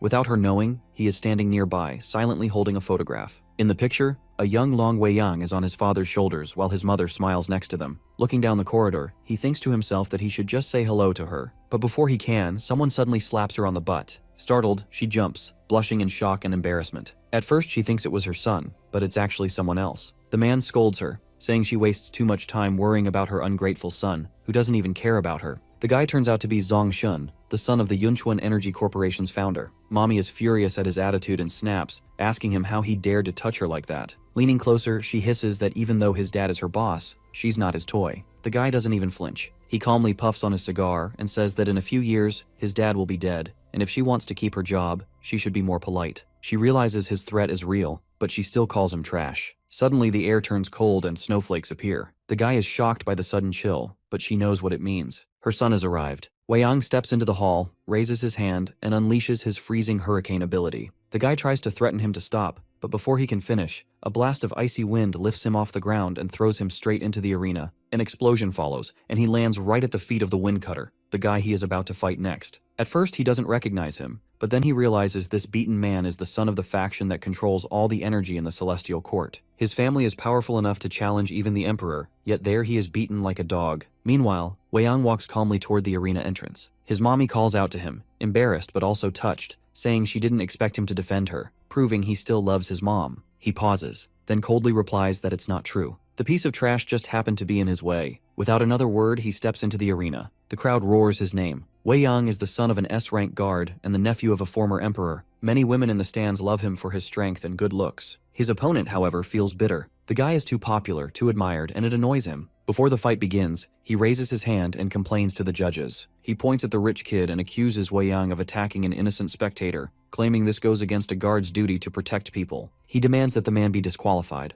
The girls in the stands get angry, calling him a cheater for trying to avoid a fair fight. The guy doesn't care. He knows that Yunchuan Corporation funds half the Celestial Guards, and he's sure Count Dracula won't risk making such powerful sponsors angry. But the Viceroy calmly says he didn't see any attack, and the director also confirms nothing happened. She agrees, and the judges decide to send Benjamin to the hospital and continue the match. The windcutter guy is stunned and disappointed that the Count values a fighter over a sponsor, but Longming's nephew is already getting ready for battle. Deciding to fight fairly, he forms huge ice weapons and charges. His opponent, still distracted, begs him to stop, but he ignores him. With one blow, he uses his soul-freezing spell. Spikes of ice pierce his chest, and the swordsman collapses, shaking from the cold. The audience erupts in cheers, chanting his name. Even his mommy blushes with pride, realizing her son has truly grown up. Now the semifinals are set. The MC will face Pinger. He asks her if she's ready to fight. Smiling sweetly, she raises her hand and backs out of the match. She explains that they aren't true rivals, and that she already used her strength in the first battle. Our boy realizes that she had already planned for this when the matchmaking was announced. Embarrassed, she admits she just wants to make sure he gets to the final, since only 2 fighters can become guards. The judge names Xiao Bai as a finalist, securing his promotion to guard. The old school hero watches, jealous, thinking the MC is incredibly lucky to have such a beautiful girl give up her chance for him. Finally, the stepsister announces the next match, Longmind's nephew versus the village boy. Technically, it's the predator inside him. Fugi stands in the arena, warming up, then raises his hands high. Wei Yang is surprised. He expects the village boy to attack right away, not waste time getting ready. Suddenly, a huge pillar of fire bursts from his hands, so powerful that the ground cracks. The flames shoot up high, forming the shape of a dragon. Everyone in the arena stares in awe as his power has actually taken a physical form. Count Dracula doesn't show any emotion, but even she is impressed. Wei Yang, though, stays calm. He knows Fugi is starting the fight with his best move, the Burning Heavens Dragon. The fire gathers in his body, and the predator inside wonders why this kid ever needed to be sealed. The fight begins as the fiery dragon opens its mouth, creating a red-hot fireball. The people watching gasp in fear, worried the flames would spread. The purple-haired girl, shocked, asks her master if they should stop the fight before someone gets hurt. The count says no. The fire dragon unleashes a massive stream of flames at Wei Yang, but our boy isn't scared. He raises his hand, summoning a huge wall of ice. The 2 powers collide, fire against ice. The wall starts to melt, unable to handle the dragon's heat. With a huge explosion, the Colosseum shakes, and flames fill the arena. People panic and try to shield themselves. When the smoke clears, the Emperor's nephew coughs but is still standing, though his clothes are burned away. The predator is surprised. He explains that the attack wasn't enough, and Fugi made 2 mistakes. First, the ice wall blocked his view, and second, it gave him enough time. He swings his scythe at him, but the predator easily dodges it. He admits that he underestimated him, but he still thinks this is going to be an easy win for him. Using his flame fists, he punches the nephew. Flames crash against Wei Yang, who barely dodges, landing on the arena floor with blood on his lips and a burn on his face. Watching, Mommy gets worried, as she knows that her son has a severe phobia of germs, and he won't tolerate attacks like these. The guy, furious, breathes out steam. His eyes narrow as he whispers that this is unforgivable. He swings his scythe, sending a giant ice blade slicing across the ground toward his opponent. Shockingly, the predator catches it with his bare hands. Heat rushes through his palms, and the ice blade shatters into pieces. Wei Yang stares in disbelief as only an S-rank guard should be able to do that. The predator, however, is worried for another reason. He's using his true powers too openly, and the guards might notice. Mu watches closely, wanting to learn more about Fugi. Meanwhile, the predator gets ready for his next attack. He reminds himself that he didn't come to the Celestial Court just to win the tournament. He chose the village boy's body on purpose, believing him to be the strongest fighter here. Wei Yang, blinded by anger, spins his scythe and gets ready for another ice strike. The predator, now truly angry, refuses to even consider losing to a newcomer. The battle of opposite elements explodes again, with each side trying to prove which is stronger. Shu feels scared for the MC. His opponents are so powerful, and she's not sure if he can win against them in the finals. Lilith also watches in awe, thinking both fighters deserve to win. When the dust clears, both fighters are exhausted. The predator inside Fugi didn't expect this, but he thinks it might work out. His body has no strength left,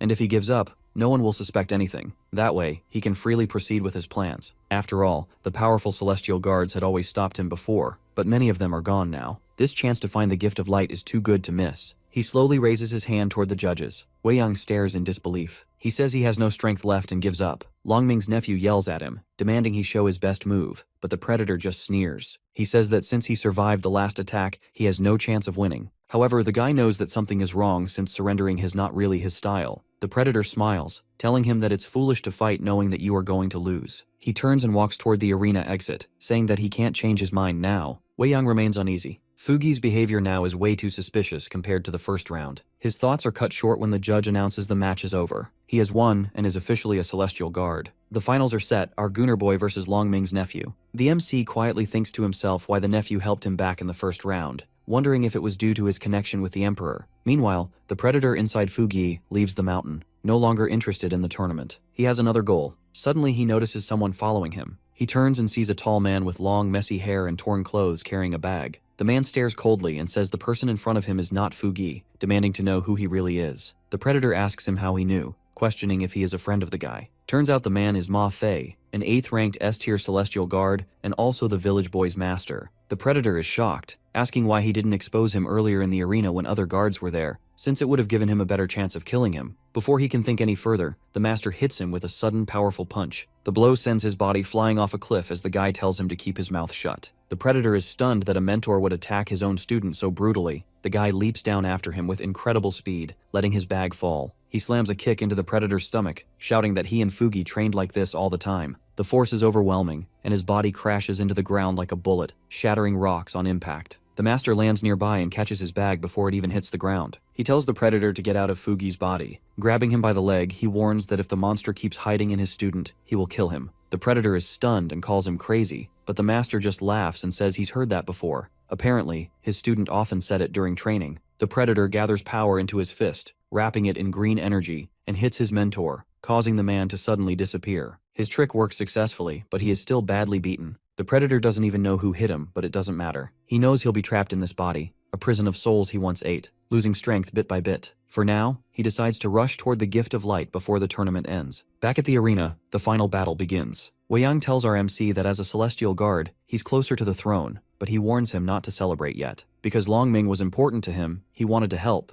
But first, the MC had to prove himself. Our boy now realizes that the nephew only supported him in the first round to see if he was worthy of taking the Emperor's place. He unleashes his full power. A dark aura spreads around him, and black lightning roars into the sky. The guy is shocked since he can't understand how lightning can be black. The feeling in the arena gets heavy and scary. Even the people watching feel it. The old-school hero recognizes the same energy he once felt in battle, as if someone unseen is watching. Even the director is stunned as he realizes it's Asura's energy. When asked if the demon was summoned, Master Mu says no. He doesn't know how the mech got such power. What's clear is that he has combined Asura's energy with the power of the God of Thunder. The MC's eyes glow purple as he smiles and assures the nephew that he won't let him down. Wei Yang admits that our boy is truly special since he carries infinite darkness, but also has his own ability. The MC gets angry, remembering that only a month ago he saw him as unworthy. This time, he promises not to rely on borrowed power. The battle begins. Our boy leaps so hard the ground cracks, shouting that he's going to use his real ability. Scared, his opponent puts up an ice barrier with his ice patterns technique, but it shatters instantly from the MC's spiritual lightning strike. The guy is thrown back, shocked that the MC was so much weaker in the first round. His cheek is bleeding.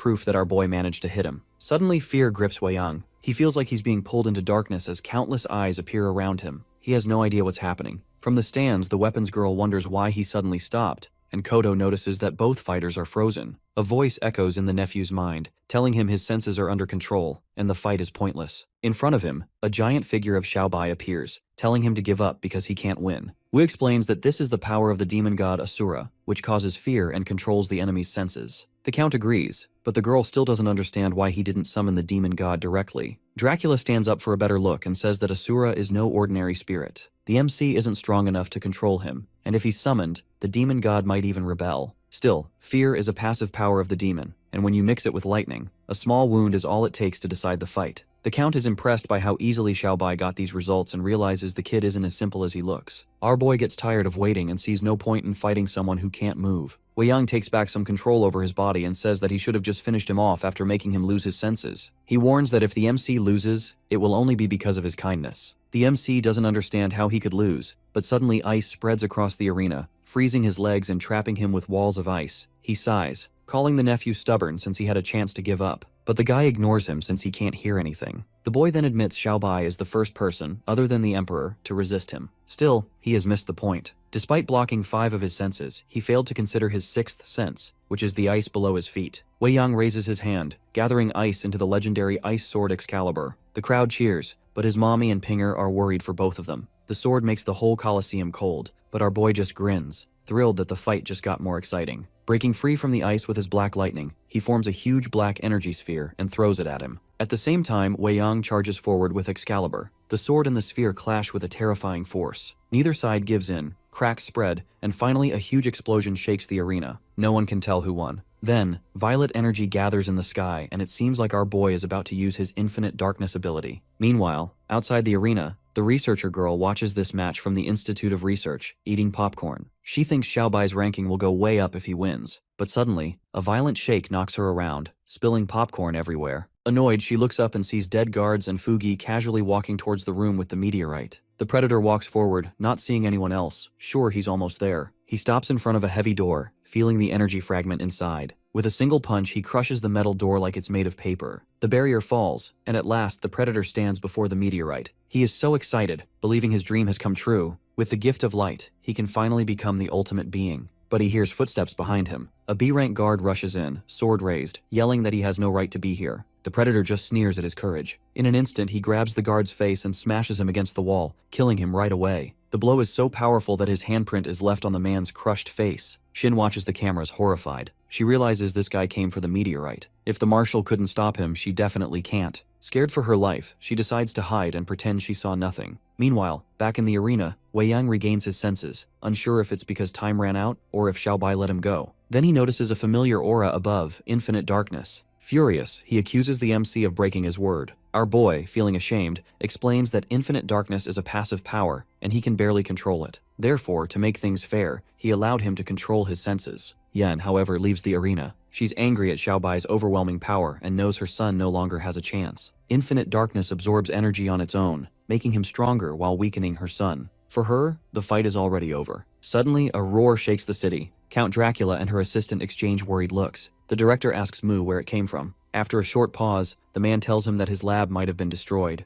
A huge pillar of light shoots into the sky, and it seems like the Predator's plan is working. He knows S-rank guards are on their way, but it's too late. The gift of light is already in his hands, the treasure he searched for 10 long years. Without a second thought, he starts absorbing the fragment's huge power. But at that exact moment, glowing hands form a strange seal over the fragment. It's the researcher girl Shin who locks the target with her ability. Suddenly, the gift of light dissolves into nothing, vanishing right in front of the Predator's eyes. Shocked and furious, he turns toward the girl at the entrance, wondering if he left a small fry alive. She says that she never wanted to get involved, but as a citizen of Celestial Court, she can't ignore the murder and theft of their greatest treasure. She chooses to fight and stand against the Predator. Her bold words just make Fugi angrier. He demands to know where she teleported the fragment, but she coldly tells him it's none of his business. Suddenly, black tentacles burst from his hands and quickly grab her. She is shocked, since he never used this technique during the competition. The chains wrap tightly around her arms, legs, and neck. She immediately feels that this isn't human energy. The monster completely covers her body, leaving her helpless. The Predator gives her 5 seconds to confess where the core is, or she'll suffocate, but Shin refuses. She tells him that his threats won't work, because if she dies, he'll never find the fragment. Before she teleported it, she sealed the gift of light with a barrier that cuts off all outside connections. Killing her would only mean losing the treasure forever. Fugi realizes he can't sense the core anymore. Enraged, he decides to torture her instead.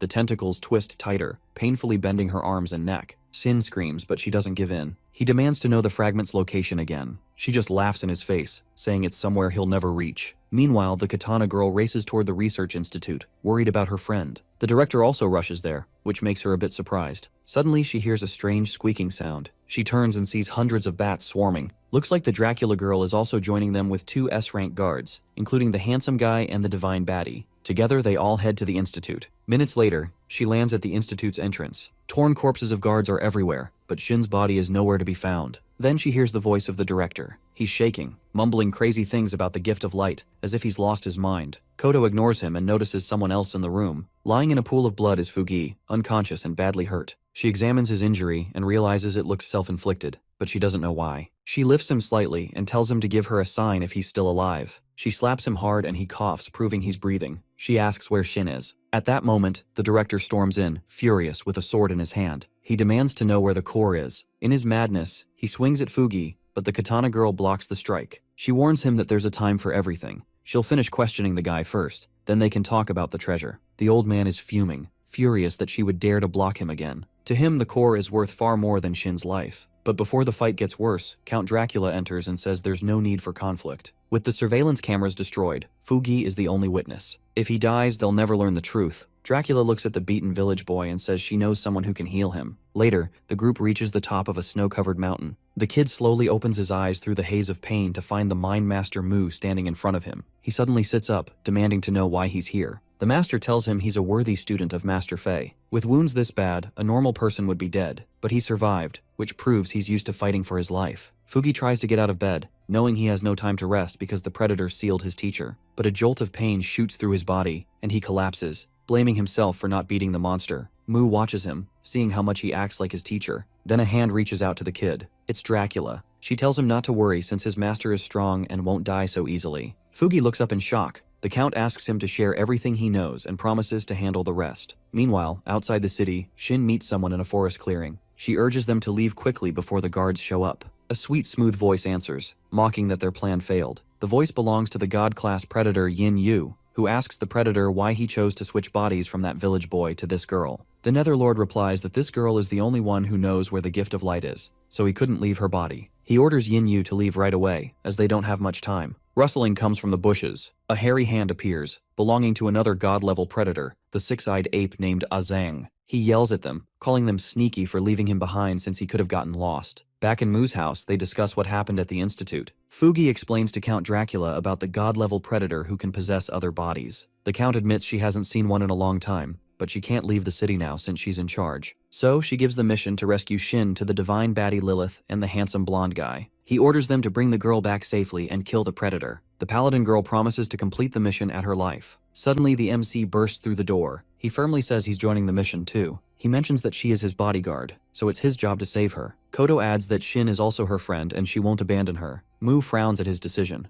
worried that his whole family is already too involved in guard service. The director is even more displeased, warning Xiaobai that a god-level predator is far beyond his strength. But our boy fires back, accusing the director of only caring about the core, not Shin's life. Lilith tries to dismiss him, saying she can handle it alone, but Mu speaks up for him. He argues that the MC is already a guard, and this mission will be good training. He asks Count Dracula if she objects. Embarrassed, the Count admits he does not, so they finally decide to send all 4 of them to the rescue mission. Dracula is a little nervous under Mu's gaze, worried the master is unhappy with her. She decides he'll make it up to him later by sending him a milk tea discount coupon. Turning to the MC, the Count announces that, because of the urgency, there was no ceremony for his guard promotion. From this moment, he is officially a guardian and protector of the Celestial Court. She assigns him to rank 7 of Tier A. Fugi watches silently, impressed. He never thought the outsider could defeat Wei Yang, but the boy's determination is real. The MC himself is thrilled to be named a guardian and to go on his first mission. The city gates open and the 4 guards set out together. Their mission? Rescue Shin and get back the gift of light. After careful discussion, they manage to find the escape route from their enemy. Xiaobai remembers the paths from a map he studied earlier. Out of thousands of routes, one place stands out. It's an area marked Entry Prohibited, known as the Graveyard of the Celestial Guards. No one who enters ever comes back. Lilith is surprised he remembers such an obscure road. Feng, amused, says Xiaobai is quite unusual for studying maps in his free time. The The MC explains it's just a habit from his past life, but for now, their only goal is to catch the enemy before he disappears. Meanwhile, the three predators move through the forest. The ape grows restless, complaining that he was promised battles, which was the only reason he joined. Yin Yu warns the group that the signal traps show 4 enemies chasing them, but moments later, she realizes there are actually 5. The ape gets excited and asks to deal with them, saying the monkey inside him is itching for a fight. The Netherlord turns and coldly tells him that Yin Yu will handle the pursuers because he has a more important role ahead. When he explains that the ape must carry the gift of light so he can focus his power on finding its location, the predator grows angry, feeling used. But the Netherlord insists they'll be safe once they reach the graveyard of the Celestial Guards. At the same time, our guards stop when the MC notices an ambush. A massive boulder flies at them, but Koto rushes forward, slicing it into pieces with 30 lightning-fast strikes. She demands that the attackers show themselves, and Yin Yu drops from a tree with a sly smile, saying the guards can only pass if they pay with their lives. Koto and Lilith stand ready, declaring that she will be the one dying instead. Our boy also steps in to trash talk, warning them not to waste energy. He believes the demon girl is only stalling and likely has more traps, so his plan is to hold her back alone while the squad pushes forward to catch the other predators before they reach the cemetery. Lilith is impressed by his quick thinking. However, Koto refuses to let him fight alone. She jumps in front of him, saying she'll handle the demon girl while the squad keeps moving. Seeing how calm she looks against 4 opponents, Koto realizes she's dangerous. She strikes first, unleashing a flurry of katana blows, but Yin Yu barely flinches, sending her long hair to attack like living blades. The two clash fiercely. The katana girl fights with determination,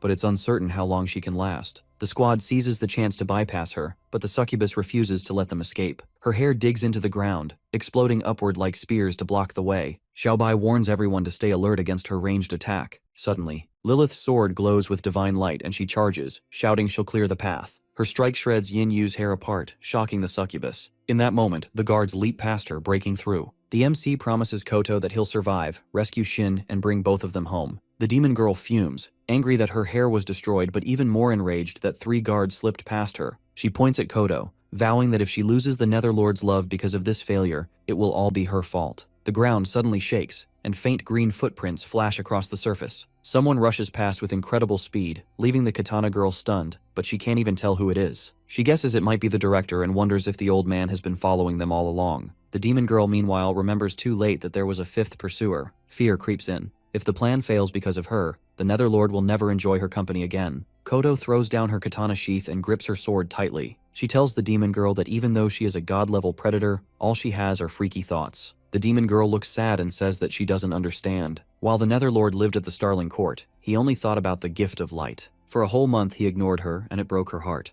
Tears stream down her face as she cries loudly, her voice releasing sound waves that scatter the birds around them. Suddenly, the katana girl feels her body acting strangely. The sound waves are affecting her brain, and she can't control her movements anymore. Yin Yu reveals that her cries could strip someone of their fighting power. Seizing the moment, she attacks. Her hair sharpens into hundreds of sword-like strands, stabbing toward Koto. She sneers that this is how love pierces the heart. The katana girl collapses to her knees, unable to believe she might die here. At the same time, the MC and the others close in on the enemy. Ahead, the ape appears, sitting casually on a tree stump with a massive club in hand. He knows Yin Yu failed, letting 3 enemies slip through. Confident, he thinks he can crush them all with one strike. Feng grins, saying monkeys are his favorite, so he'll take this fight. But suddenly, another monkey appears behind him, then more. The ape smashes his club into the ground, shaking the earth. For a moment, it looks like the blonde guy might be crushed. Seeing this, the ape laughs, boasting that he can clone himself endlessly, and each copy is just as strong as the original. But his joy turns to shock. Feng stands back up, gripping his staff with one hand. He tells the squad to move on, warning them that staying close will only put them in danger. His eyes glow red, and inside him, his power explodes outward, lifting trees into the air. Even the ape hesitates, unsettled by the strength of a mere human. The monkeys growl, ready to fight. Feng declares he'll handle the predators himself, and then catch up.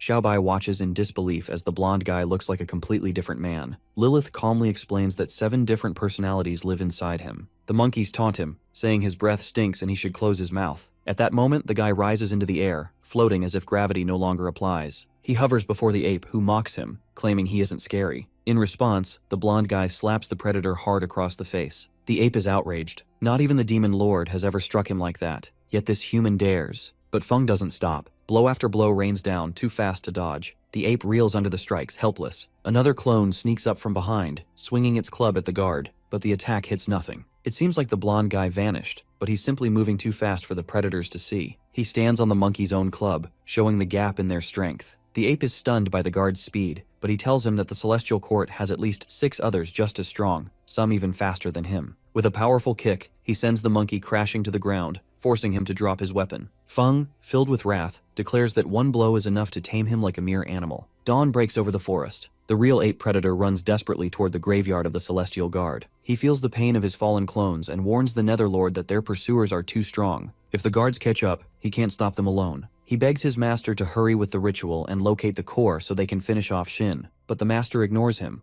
fully focused on digging into the girl's mind for the gift of light. He reaches into her memories and watches her, beaten and broken on the ground. Exhausted and hopeless, she prays for someone to save her. Just as a zombie appears to devour her soul, a sword pierces through it. Koto steps out, saving her at the last moment. She tells Shin that if she wants to live, she must follow her. The Netherlord notices the katana girl and feels a spark of recognition. He remembers seeing her in the audience during the competition, and she also appears often in the researcher girl's memories. Concentrating harder, he finally realizes the truth. The artifact he has been searching for, the gift of light, rests not in Shin, but within the chest of the katana girl. By now, the sun shines through the trees. Koto hangs battered in the demon girl's grip, blood dripping down her sword hand. The succubus has been beating her mercilessly. Even with a blade in her chest, she refuses to let go of her weapon. Yin-Yu is shocked by her stubbornness but mocks her, saying the problem isn't resistance, it's that she is far too strong. Bored, she decides to end the fight. Her hair sharpens into blades and surges forward for the killing blow. Koto closes her eyes, apologizing to Shin in her heart. She is ready to die, but suddenly, a brilliant yellow light bursts through the clearing. A powerful explosion scatters the demon girl's hair into shreds. At the center stands the katana girl, untouched, surrounded by divine light. The power heals her wounds instantly. In her chest glows a small golden fragment, the true gift of light, granting her new strength. The demon girl stares in disbelief as she realizes that the artifact was hidden inside Koto all along. For a moment, fear grips her, but then joy replaces it. If she can seize the gift of light, the Netherlord will finally love her, or so she believes. The katana girl is not done yet. She lifts her sword, telling her that she fantasizes too much, and before she can even move, she strikes. The force of her blade shatters the forest behind the demon girl in a single blow. The succubus crashes to the ground, defeated. Even as she dies, she laments that she was so close to winning Steve's favor. Koto looks down and for a brief moment feels pity for her rival. The demon girl whispers her last words, confessing that she still loves him. Her mind drifts back to years ago, when she was only 18. In an abandoned house, tears ran down her face as she clutched her shirt. A man pulled on his pants and coldly told her not to cry, and to keep everything a secret. He adjusted his glasses and warned her that if anyone found out, he would make her life a living nightmare. She screamed that he had no humanity, but the man struck her face so hard that blood flowed.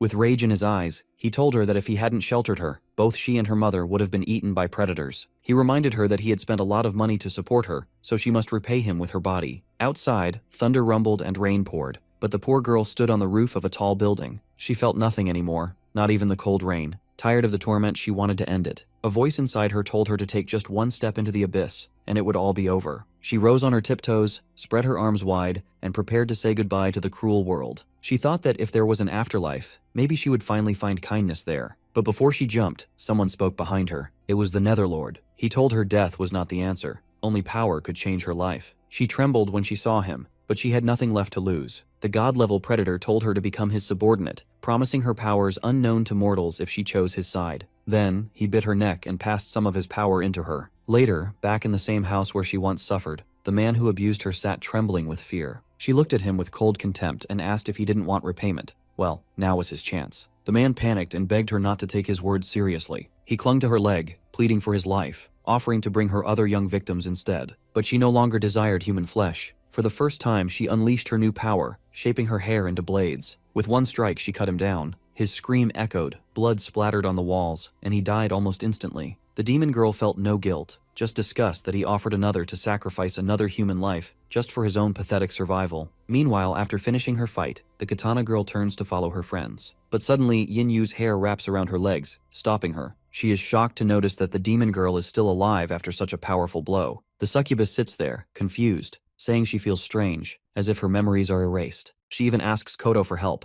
The katana girl hesitates, unsure if she is sincere or just plotting revenge. In another part of the forest, the Netherlord and the ape predator move toward shelter. The monkey asks why the gift of light is so important. His master explains that he cannot understand until he reaches his own limits. He has climbed to the peak of spiritual strength but finds only loneliness there, thinking no one in the world can rival him. Yet once, he lost to a human boy, a true genius named Long Ming, who later founded the Celestial Court. The Predator admits that if not for the Emperor's power of infinite darkness, he would never have lost. When he died, he found his remains but not his power. That absence troubles him. Now he believes that with the gift of light, he can surpass his limits, resist the infinite darkness, and rise even higher. The monkey finally begins to understand his master's obsession. If he gets the gift of light, he will become the strongest being in the world. After some time, the two of them reach the edge of the graveyard of celestial guards. They arrive before the guards can block them. The monkey suggests leaving a note for Yin Yu so she can follow, but the Netherlord jumps down and shakes his head, saying that it won't be necessary since she is not coming back. When he sent her to fight the guards, he didn't expect her to make it out alive. The ape is shocked by his master's cold words. The monkey never expected that his master planned to abandon the demon girl from the start. The demon girl once said the three of them were like family, but the Netherlord only answers coldly. If her sacrifice brings him the gift of light, then it is not wasted.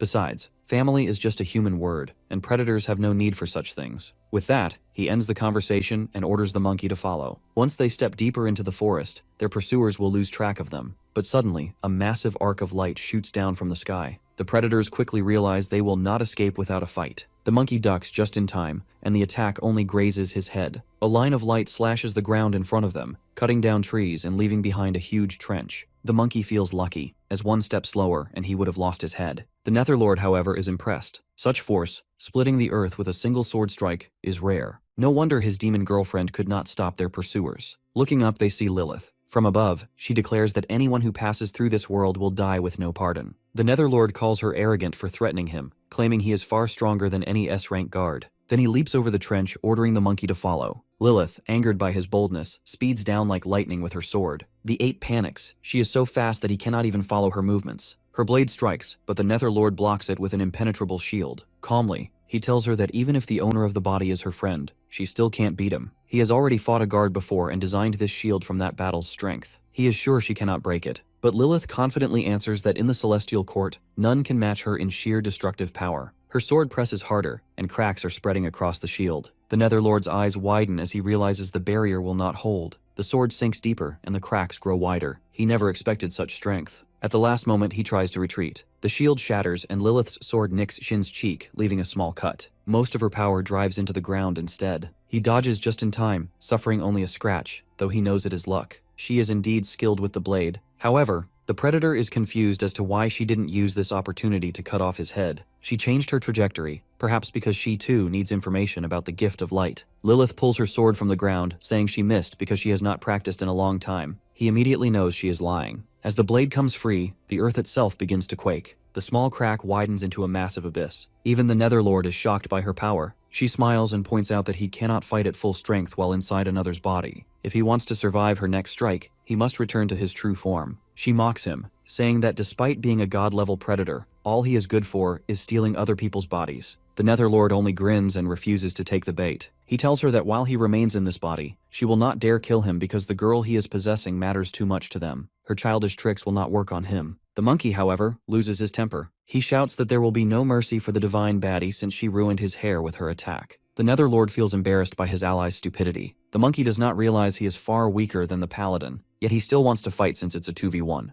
However, the girl calmly answers that she has not come alone. Suddenly, a heavy kick slams into the ape's head, silencing him. It is our Gunnar boy. He ignores the monkey and locks his focus on the real enemy, the Netherlord. He reminds Lilith to stick to the plan, and she replies that she has not forgotten, already preparing her next strike. The Predator overhears this and realizes they are working on something. Above him, our boy appears, summoning hundreds of glowing purple spheres. He shouts that this energy comes from infinite darkness. Then he unleashes them all at once, filling the sky with explosions aimed at the Predator. The blasts shake the ground, and for a moment it seems impossible for anyone to survive. But the Predator shields himself, mocking the MC for wasting so much energy without results. Dust covers the battlefield, and he realizes it is just a distraction. Then he remembers the plan. While his attention is fixed on the spheres, Lilith is already charging in. He quickly realizes she is the real threat. He flips onto his hands and kicks away just in time to dodge her sword strike. Smirking, he says he has figured it out, but Lilith corrects him, revealing that he just got outplayed. Before the Netherlord can react, a shadow appears behind him. Our boy wraps his arms around the Predator's human body and locks him in a chokehold. The Netherlord suddenly feels his strength slipping away. Purple energy orbs begin to glow around Shin as the MC starts draining the Predator's powers. In that instant, the Netherlord recognizes the ability and realizes that he is using infinite darkness. Our boy gives him a last chance, demanding that he get out of her body if he wants to live.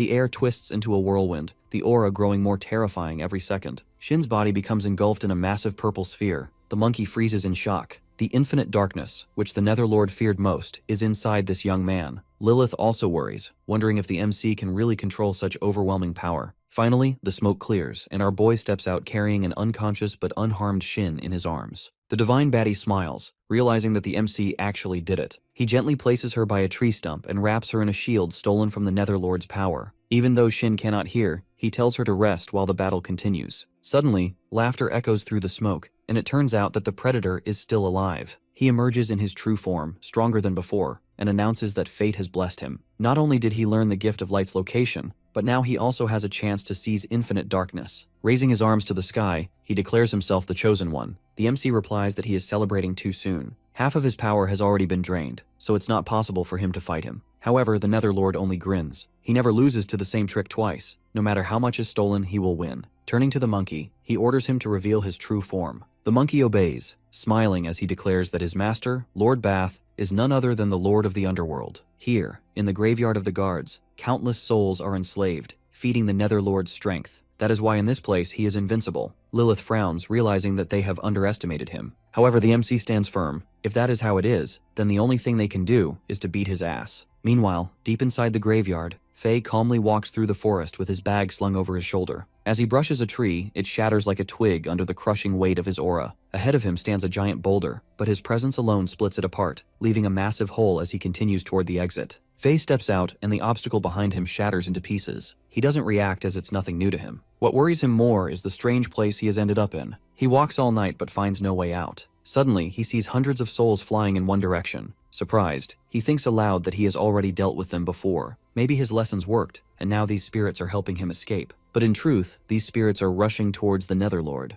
They answer his call, ready to feed him energy. The MC is shocked at how many there are, realizing the Predator must have killed countless people. Lilith warns they can't let the Netherlord consume them, or they'll never win. But it's too late. The Predator begins absorbing the souls, growing larger and fatter with their power. They both charge in, but the monkey blocks their path to buy his master time. The paladin doesn't hesitate. With speed far beyond the monkey's, she cuts him down in a single blow. He falls, defeated, but he has already delayed them. By the time they reach the Netherlord, the Predator has devoured every soul. He swells into a massive sphere, cracks appearing across his body. Then he bursts, releasing a cloud of blue smoke. The MC can hardly believe it, wondering if the Netherlord just blew himself up. Lilith warns him not to relax. Sure enough, the Predator emerges again, this time in the terrifying form of a soul absorber. He attacks without pause. Xiaobai reacts quickly, raising the shield he stole earlier. He orders the girl to stay behind it as the explosion tears the ground apart, leaving a giant crater. Only the shield sphere keeps them alive. But even the shield begins to crack. He knows it's reaching its limit and tells Lilith to be ready to dodge the next attack. She glances at him, thinking he's new as a guard, yet somehow, in these critical moments, he's someone she can trust. The Netherlord hovers above, frustrated that his full strike failed. He senses he only has about 70% of his power, and he can't understand why. Suddenly, the forest breaks with snapping trees, and Faye steps out. He calmly says he's tired of wandering in the dark and has finally found the way out. The Netherlord is shocked. He asks if this is the same fool who attacked him earlier. The master, still aura farming, ignores the insult and simply asks who he is. Amused, the Netherlord calls him stupid for forgetting so quickly, but the guy insists they've never met. Irritated, the Predator demands to know what he did with his spirit slaves. Faye answers plainly. If he means the forest souls, he taught them and prayed for their peace. He explodes in anger. Locking him away has cost him years of collected souls. In fury, he dives down and smashes him in the face, sending him flying. The master falls but never lets go of his bag, clearly carrying something precious. The Netherlord declares that even with 70% of his power, it's enough to crush the guards. But Faye rises calmly, unfazed. He tells the Predator his strike was weak, and that one day he'll show him true strength, but not now. He has no time, as he's in a hurry to reach the Celestial Court and uncover who harmed his student. Before he can leave, the squad arrives. The MC points at the Netherlord and says there's no need to go anywhere. The culprit is right here. He reveals that the Predator not only possessed Fugi's body, but also dealt him a fatal wound. Luckily, Mu managed to save the boy. Faye thinks over the Netherlord's words, then asks if they met outside the arena. The Predator replies that they did, though the master didn't recognize him at first. The Predator grins, mocking him, saying it's no surprise since his head is empty. In that moment, Faye hurls his bag at the Netherlord. The Predator blocks it with his hand, but instantly wrinkles his nose at the foul smell leaking out. He asks what's inside, but the master smashes him in the stomach with a heavy punch and calmly says it's just his spare underwear. Before the Netherlord can react, he kicks him in the face, sending the Predator flying. Shocked, he wonders how a mere man could strike with such crushing force. A crimson fog begins to spread around the master as he focuses his power. With a roar, he releases his energy. His muscles pulse with strength as he declares that only he has the right to strike his student. Then, his aura takes the form of a dragon and launches straight at the Netherlord. Realizing the danger, the Netherlord braces himself, shouting that he will hold this power. The impact is devastating. When the dust clears, the Netherlord's body is torn, his living armor cracked. Furious, he admits Faye actually broke through. That armor, woven from human souls, could block 3 fatal blows, and now one has already been wasted. He trembles with anger, gathering energy and roaring that he enrages him beyond measure. Faye only grins and replies that the feeling is mutual. Meanwhile, far away at the peak of the sacred mountain, Mu's alarm rings for the 10th time. Annoyed, he smashes it with one swipe of his hand. Half asleep in his spotted pajamas, Mu grumbles about the person who gifted him this alarm clock. He reluctantly gets out of bed, disappointed that morning has come, because he just wants to sleep more. Still, he begins his daily routine. After brushing his teeth and rinsing his mouth, he feels a little fresher. Then he sits on the toilet, sipping his favorite milk tea and yells to his daughter, asking if breakfast is ready. She doesn't answer. After finishing, he wanders into the kitchen and finds breakfast on the table along with a note. In it, Yuan tells him to eat alone since she and Fugi will be away, so he shouldn't worry. He sighs, taking a bun for himself, muttering that his daughter is stubborn but clever. Meanwhile, Yuan's phoenix ship speeds through the sky toward the forest where Xiaobai and the guards are fighting. On board are the MC's bodyguards and the village boy. Each person is lost in thought. Pinger worries for her master and Kodo, who risked their lives for Shin. The Holy Maiden can't believe she took this step, but deep down she fears he may already be dead. The stepsister fumes that he went with the katana girl and left her behind. The weapons girl suspects that the director may use this opportunity to attack them. Fugi, embarrassed by the company of so many beauties, secretly envies his luck with women. They soon reach the first battle site. The village boy is stunned at the flattened forest and asks if the katana girl caused such destruction. Pinger shakes her head, saying it doesn't look like her style. Just then, they spot Koto. Relieved, she lands beside her and demands to know where their master is and why they are apart. Koto explains she is fine, and the MC must be up front. From behind, Yin Yu steps forward, the succubus who has been following her since their fight. Koto asks why, reminding her that she had spared her life. The demon girl answers that she no longer seeks battle. Because she let her live, her path changed, and now she must bear that responsibility. Pinger is cautious since the demon girl looks like a predator,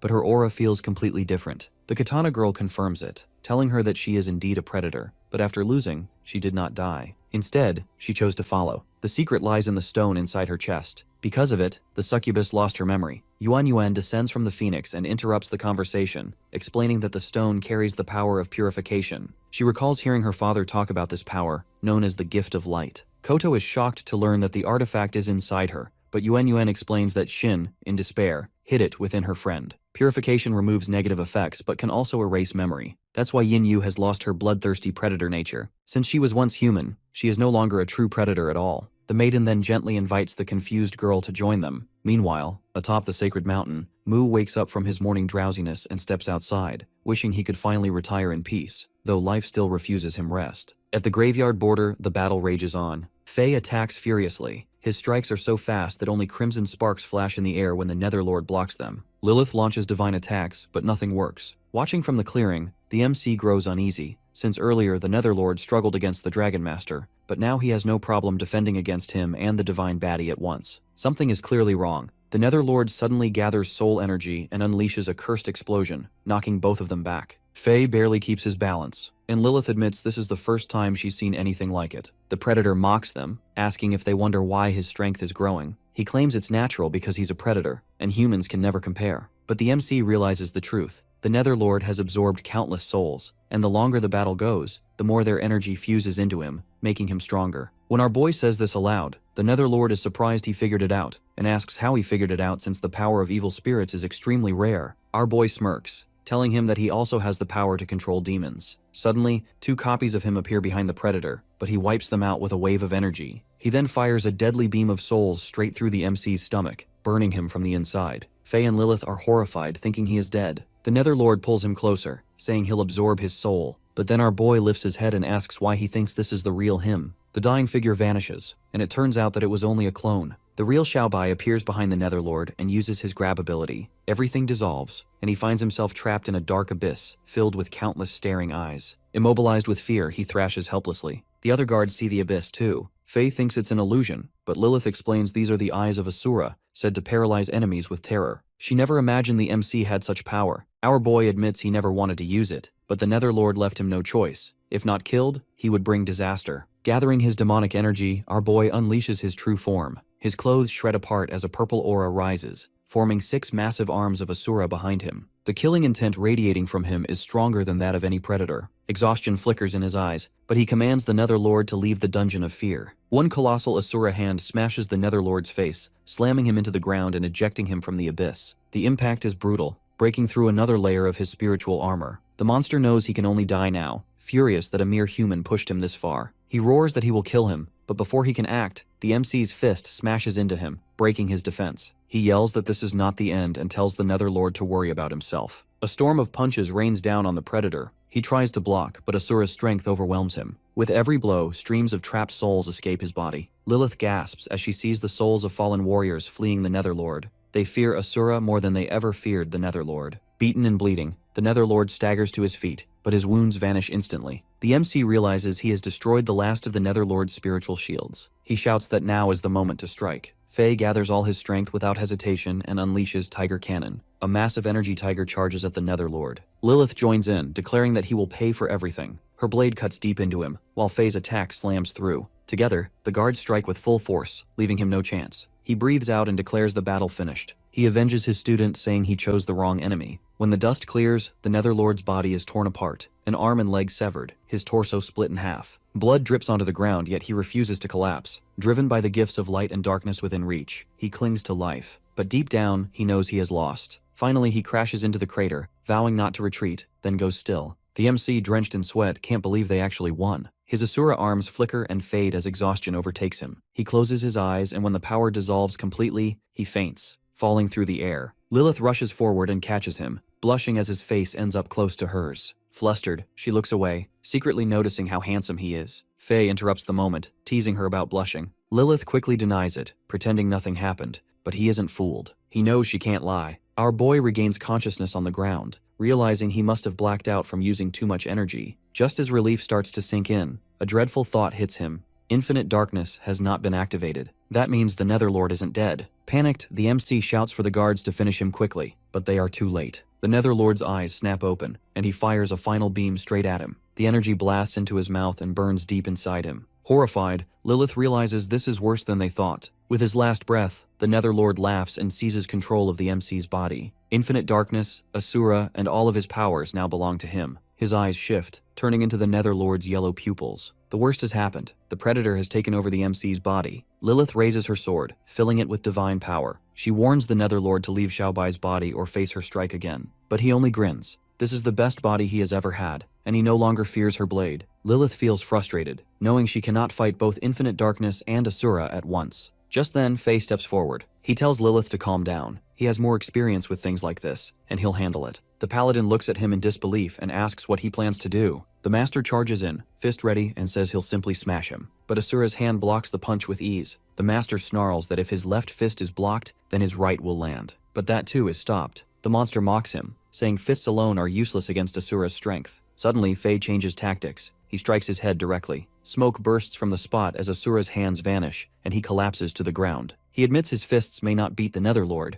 but his head is harder than both his hands combined. He lies unconscious, leaving the others uncertain what to do. Lilith is shocked at Faye's brutal method. She asks if, with all his knowledge, he knows how to pull the Predator out. The master admits he hasn't thought that far ahead. Maybe hitting him again would work. Lilith refuses. Then a figure steps into the clearing. Feng. He calmly advises against Faye's plan, saying blows won't make him leave. He explains the Netherlord is desperate, clinging to his last chance, and won't give up so easily. The master asks what Feng suggests. He replies there's only one way. They must rely on Xiaobai himself to destroy him from within. Inside his mind, the battle begins. The Netherlord is shocked that he was beaten by mere guards, but if he wins here, he will keep the MC's body forever. Our boy smirks, unafraid, and calls him all talk. He punches the Netherlord straight in the face, saying there are no powers here, only fists. He shouts that he will drive him out and reclaim his body. The Netherlord recovers, counterattacks with a kick, and sneers that our boy is too young, still with milk on his lips, to challenge a predator thousands of years old. Outside, the guards watch his motionless body. Lilith admits he has already proven himself extraordinary. Without him, the mission would have failed. But she worries because now he faces a predator on a spiritual level, and they cannot help him. Feng smiles faintly, saying all they can do is wait and see who is stronger. Fei asks what if the Netherlord wins. Feng answers grimly, then his soul is gone, and their duty as guards is to kill him. Inside the spiritual world, the Netherlord taunts that the MC is inexperienced. Here, abilities don't matter, only the strength of spirit counts. He asks what he can do without Asura or infinite darkness. The MC thanks him for the reminder. He remembers when he couldn't even move his arms, when his body felt impossible to control, yet he still fought to survive. Suddenly, his energy shifts and grows immense. From the abyss, giant spiritual eyes appear. The Netherlord is stunned, unable to believe such power is real. For the first time, fear takes hold. He declares that he doesn't understand the hardships he endured. This body was earned through struggle, and he will never let anyone steal it from him. The Netherlord shouts that he isn't afraid. The monster has done this millions of times and has never lost in the spiritual world, so he believes he will win again. But his giant spiritual hand crashes down on him. The Netherlord struggles to resist, swearing no one will ruin his name. He tells him not to be arrogant. Suddenly, he feels crushing pressure. His spirit starts breaking apart. He realizes he can't handle his power. In the real world, he rises into the air, wrapped in a glowing purple aura. Fei is shocked to see him floating, but Feng explains calmly, it's the sign of a battle between him and the predator. Soon they'll see who wakes up. Then someone rushes into the clearing. It's the director. He points his sword at him and says he doesn't care who wins. The Netherlord killed his men, and he always gets in the way. Now he has the perfect chance to kill both. The guards are stunned by his appearance. He strikes and blood spills on the ground. But it isn't the blood of our MC, it's Lilith's. She blocks the sword with her hand, saving him. She admits she felt someone following them since they left the Celestial Court, but didn't expect the director to strike now. Stern-faced, she asks why he wants to kill him. He replies that she risks herself for the boy, but even S-rank guards shouldn't trust him. Better to kill him before the predator can claim infinite darkness. Her grip tightens until his blade snaps in her bloody hand. Furious, she declares he is wrong. The MC will not lose, and if he dares to touch him after he wakes, he'll regret it. Meanwhile, in the spirit world, he finishes the fight. His body glows as his clothes dissolve into thin air. Lilith suddenly hears his voice thanking her, and she blushes. She turns and sees him shirtless. His riz makes her uneasy, and she almost falls for him. He asks about her injured hand. To her, he looks more handsome than anyone she's ever seen. Embarrassed, she admits it hurts a little. He tears his clothes and wraps her hand, saying it's not much, but it will do. She tells him not to worry so much. She's a paladin and can take care of herself. Still, she can't hide her flustered face. Fei and Feng watch the scene, surprised. The master jokes that he was ready to bury him, but it's cool, he won after all. Even the blonde guy is shocked. His own ability never made the divine baddie blush, yet he did it so easily. The director, on the other hand, insists he only survived by luck. He turns to the director and asks why he won't leave him alone. The director insists he must kill the Netherlord, but it's clear he only wants him dead. He challenges him to settle their grudge once and for all. He takes a step back, unsettled by the MC's aura, and guesses it's because he absorbed the Netherlord's power. He taunts him. If the director wanted to kill him so badly, why hesitate now? The director makes an excuse, saying S-rank guards can't duel without at least 10 witnesses, or Count Dracula will punish him. At that moment, Pinger lands and accuses him of killing people for experiments. She tells him he can't escape justice this time. Soon, all of his friends gather with the 3 guards, 10 witnesses in total. He is surprised by their support, while he looks frustrated that his excuse no longer works. Fugi spots his mentor, Fei, among the guards. Shocked, he says he thought he was dead. He laughs, claiming no one could kill him. He tosses a smelly bag at the village and jokes that since he showed up, he can carry the laundry. Feng, meanwhile, watches with interest, curious to see what happens when he challenges an S-rank guard. Realizing he has no choice, the director accepts the duel. He calls out to Vanessa, asking for her sword since Lilith broke his. He explains he only wants a weapon for a fair fight. He then asks Lilith for her sword too. She's surprised, reminding him he has never fought with one, and that the director is as skilled as she is. He calmly replies that he wants to defeat him in his own field. He's confident. He's practiced his techniques many times, and the Netherlord's soul energy still strengthens him. He assures her not to worry. The 2 enemies prepare for their decisive battle. The director admits he always knew this day would come, though not so soon. He warns that he has no idea of his true ability. A green aura flares around him as he activates his power. His body transforms into his younger self.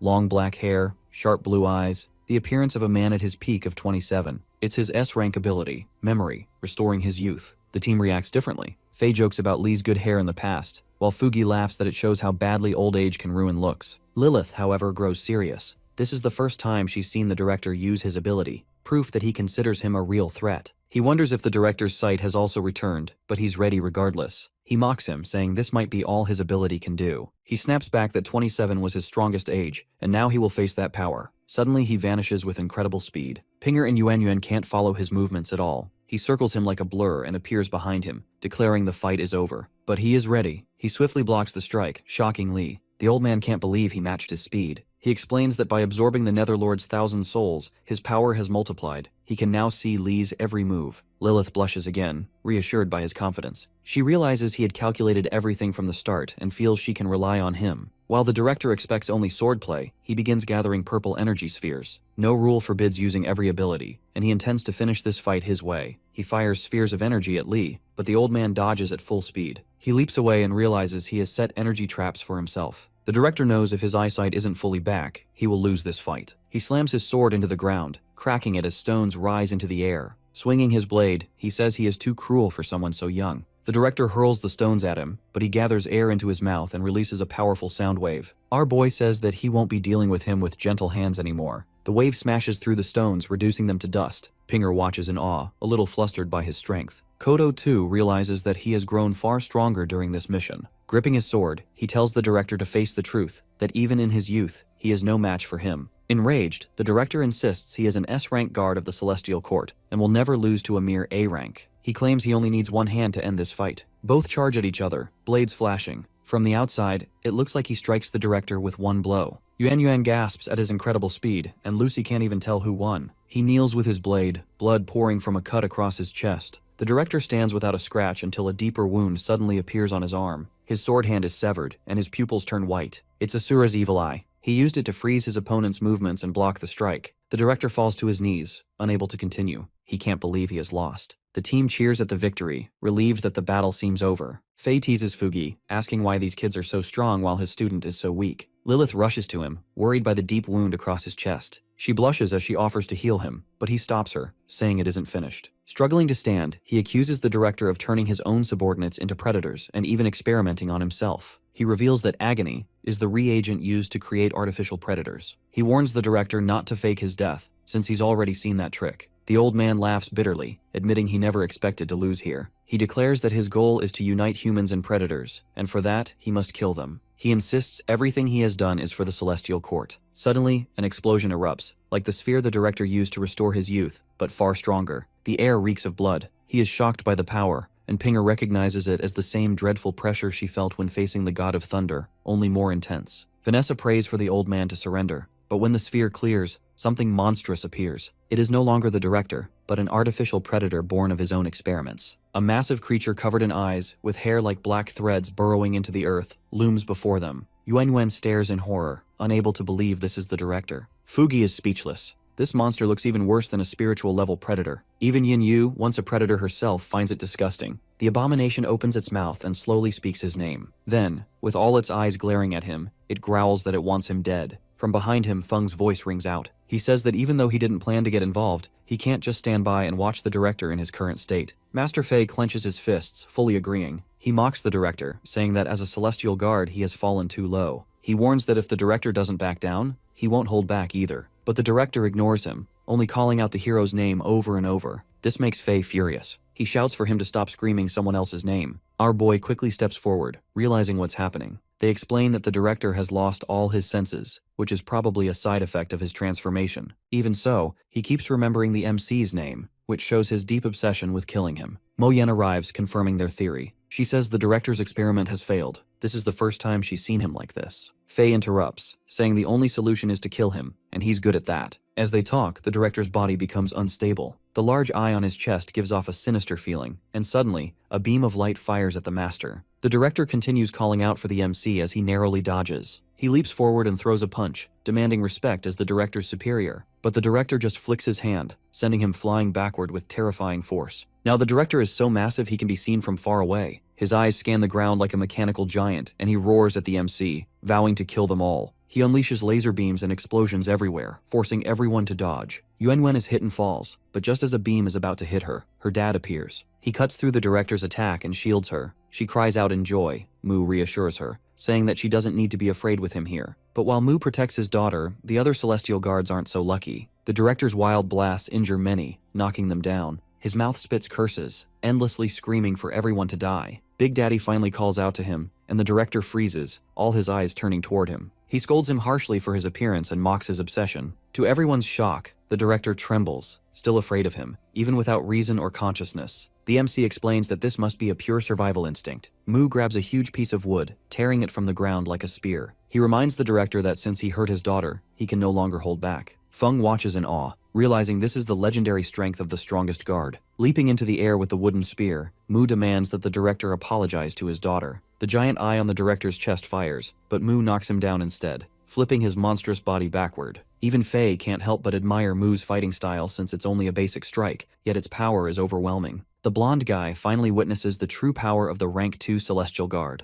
Meanwhile, his daughter's eyes shine with pride as she gazes at her father, only to be surprised when a green shield suddenly surrounds them all. She wonders aloud about the protective circle, and the MC calmly explains that it was their barrier, urging everyone to stay back. He reminds Lilith to focus on the wounded, though she quickly responds that the one who most needs the treatment is him. The director steadies his massive body and lifts his head. Mu gives him no respite, driving the wooden spear straight into the huge eye on his chest. He warns that if he has not regained his sanity, this strike will serve as a reminder. With blinding speed, he spins around the towering body, striking relentlessly. Feng, watching from afar, turns pale, unable to even follow the movements. By the time the whirlwind ends, every single eye on the director's body is pierced and destroyed, leaving him convulsing in unbearable agony. Even the MC watches in awe. Mu reminds the director that they were once colleagues, and for that reason, he will not take his life. Instead, he urges him to take it himself, but the director moves again. Wild energy surges above his head, his unstable power threatening to erupt. The wave of destruction surges straight at Mu. Yuan cries out in fear, calling for her father. Yet her dad remains calm,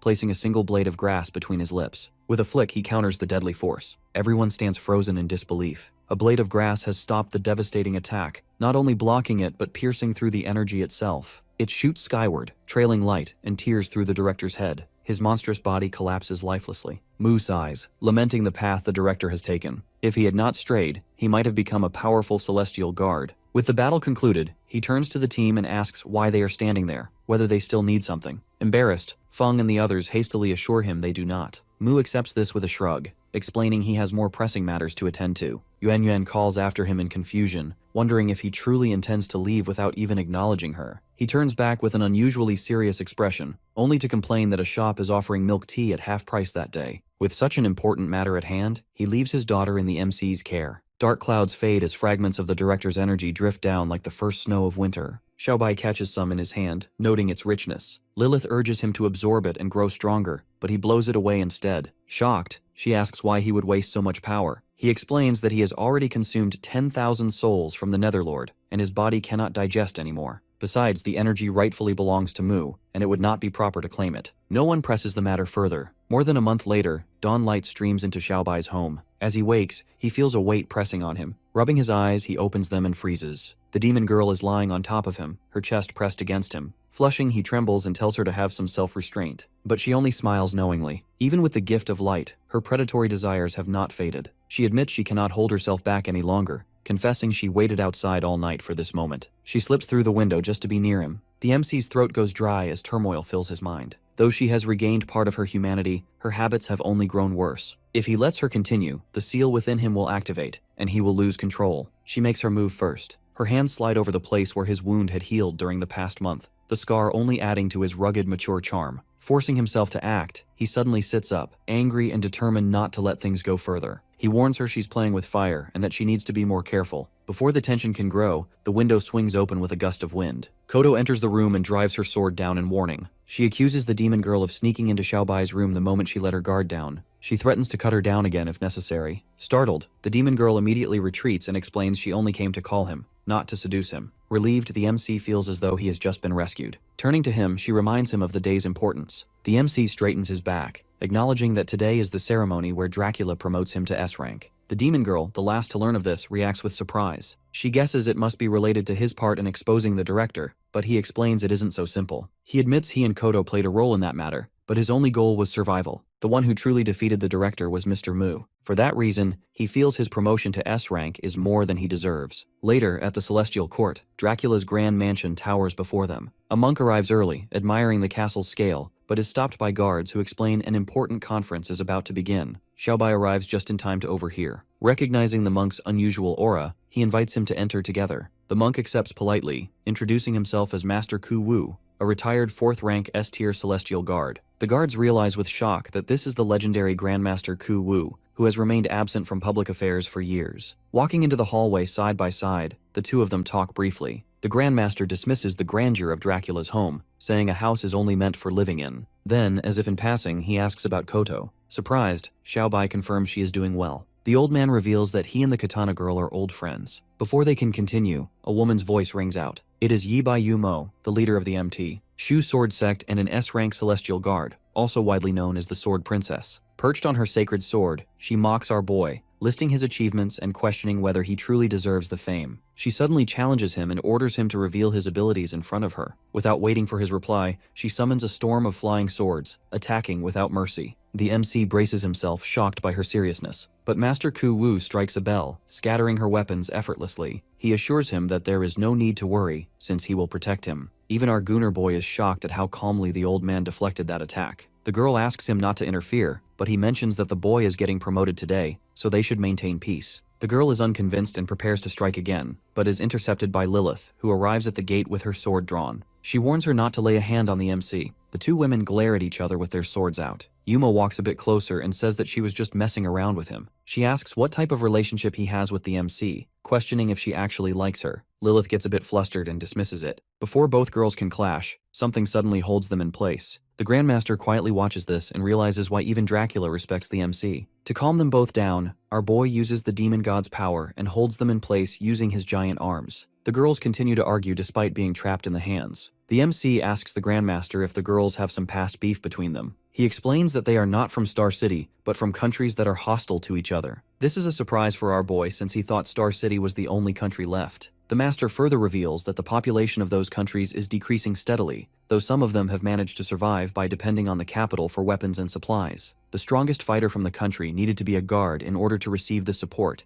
and this is where Lilith came from, as she was the most powerful in the Western Night Kingdom. On the other hand, Yumo came from a mysterious eastern country where she was known as the Sword Princess. Before the quarrel can escalate, Count Dracula herself appears in a crimson coat. The sheer force of her presence shatters Xiaobai's Asura hand technique in an instant. Even the strongest S-rank guards fall quiet, realizing the vast gap between her power and theirs. Our boy wonders if she is on the same level as Mu. Above, the thundering blades of a helicopter announce another arrival. She steps out of the helicopter and looks at the guards standing in front of her, asking why they are here since none of them is getting promoted. Suddenly she glances at our boy, who panics, wondering if she holds a grudge against her since he defeated her beloved son. Dracula, unbothered, announces that since everyone is present, the ceremony can begin. At that moment, Xiaobai leans closer to Lilith, whispering that his earlier harshness toward her had been only to prevent matters from worsening. She stammers that it is fine, though inside she feels elated, convinced this marks a new step forward between them. The ceremony regains its serious mood as Dracula speaks. He announces two main matters. First, he praises the MC for reclaiming the gift of light and solving the problem with Director Liu. Because of this, he promotes him to rank 10 among the S-level celestial guards. At the same time, Long Yan, who currently holds rank 10, is promoted to rank 9. Dracula asks if anyone objects. None of the girls has any objections. Even the Sword Princess knows that he is strong, but she still needs to see his power, so she raises her hand in objection. She argues that celestial guards must protect not just Star Place, but also the smaller countries around it. An S-level guardian represents their strongest force, so how can her people feel safe if a newcomer holds such a position? Dracula answers calmly, telling her that 3 S-level guards, Lilith, Feng, and Fei, have already verified his strength. Still, Yumo refuses to accept it. She demands proof that the people of her county can see with their own eyes. Dracula asks what it would take for her to acknowledge him. She says he must follow her to Princess County and break the teenage girl's chanting sword array in public. Only then will she recognize his status. Our boy doesn't like the sound of this one bit. Lilith warns him that the Sword Princess is making things difficult. The sword formation is Princess County's supreme defense, one even she might not be able to break. The MC agrees, since the name also sounds kinda weird, and hopes that Dracula won't accept the request. But to everyone's shock,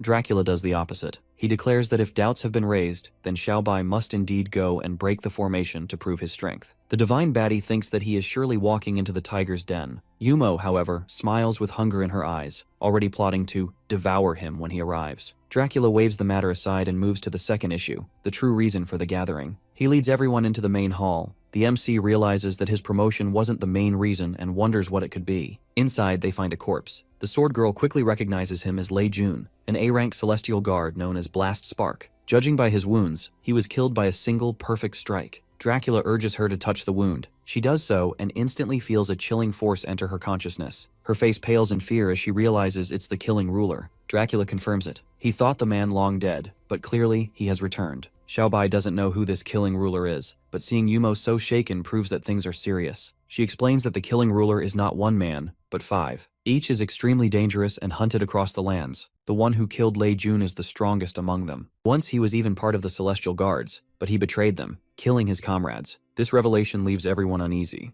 Meanwhile, at the borders of the State of Women, 4 cloaked figures confront a tattooed swordsman in meditation. They ask if he killed Lei Jun. This man is one of the rulers named Abe Ya, and he boldly admits it, saying the man stood in his way. One warns him that killing a Celestial Guard will cause trouble, but he ignores them, saying that he only wants to reclaim what belongs to him. The first thing he intends to take back is the monster sword held safely in Star City. After the meeting, as the MC and Lilith prepare to leave, the Grandmaster Ku Wu stops them. He asks our boy to deliver a message to the Katana girl, inviting her to visit a temple he built in his hometown. He agrees politely. Yumo cuts in, reminding him not to forget his promise, as he still has to face the teenage girl's chanting sword array. Our boy simply replies he won't run away. An hour later, he joins the sword girl on a holy sword heading toward the State of Women. She talks endlessly, explaining its history. The place is unique, home only to women, and she teases that this is the first time she's ever brought a man back. The MC stays silent, leaving her secretly annoyed. Our boy is locked in, wondering why the old master is so interested in the Katana girl. Suddenly, the sword girl presses closer, wrapping her arms around him and comparing herself to Lilith. Irritated, our boy pushes her away, but she grows bolder, using her sword spirit to drag him into the river. After the splash, he stabilizes himself and sees the stunning scenery of the country of women. On the shore, curious young women gather, whispering and pointing at him as if they've never seen a man before. They wonder why he doesn't have any milkers. Just from his first 5 seconds in this country, our boy knows he has finally walked into heaven. Yumo rises proudly on her sword, greeted with cheers by her disciples. The MC, still underwater, notices how quickly her playful attitude shifts into that of a commanding leader. She wastes no time and orders her disciples to capture the man in the holy lake so she can interrogate him that very night. The disciples obey at once, but when they actually lay eyes on the MC in the water, they all lose their minds. Many of them tremble, whispering in disbelief that he is truly a man. Some have never seen one before, and others mutter that the absence of a chest proves it. The girls grow restless as they stare. A few blush, admitting to themselves that just one glance stirs their hearts. Others confess they can't look away, wondering if all men are this extraordinary. Though their orders are to capture him, many secretly think it would be better to let everyone admire him instead. Yumo, already expecting such a reaction, quickly seizes control. She coldly warns them not to be fooled by his appearance, declaring that while the man has returned with her, he has constantly coveted her along the way, groping and flirting shamelessly. Our Gunner boy nearly chokes with anger underwater, insisting it is the other way around, but his protests hold no weight here. It is her country, and her words are law, so the disciples react with outrage. To them, the thought that anyone would dare touch their leader is unforgivable. They curse men as shameless fools and demand that he be arrested, humiliated, and cast back into the river. The MC sighs silently, wondering if these women can really be so easily deceived. The so-called arrest drags on until midnight. Blindfolded and tied, he is led beneath the moonlight by 2 disciples. When he tries to ask where they are taking him, they silence him at once, repeating Yumo's warning that men are dangerous and that with their weak cultivation, they must keep their distance. Eventually, they leave him bound near a lotus pond, announcing that the Grandmaster will see him herself. He frees himself without any problems and wonders why the sword girl would do all this. Removing the blindfold, weary from the long day, he hears the soft sound of water nearby and creeps behind a stone. There, under the moonlight, he peeks at the sword girl as she bathes in the lake. Without even looking at him, she asks how long he is going to watch her. He hurries to explain, insisting he hasn't meant to spy, that he hasn't known she was bathing there, and that she should forgive him. Hearing this, the girl tries to tease him further, saying that now he has seen her naked, so he should take responsibility. The girl asks him why he is so quiet, and if he will run off to get milk when it's his turn to take responsibility. Our boy knows that he just got caught lacking, so he asks her what she wants him to do. She smiles faintly, telling him not to worry.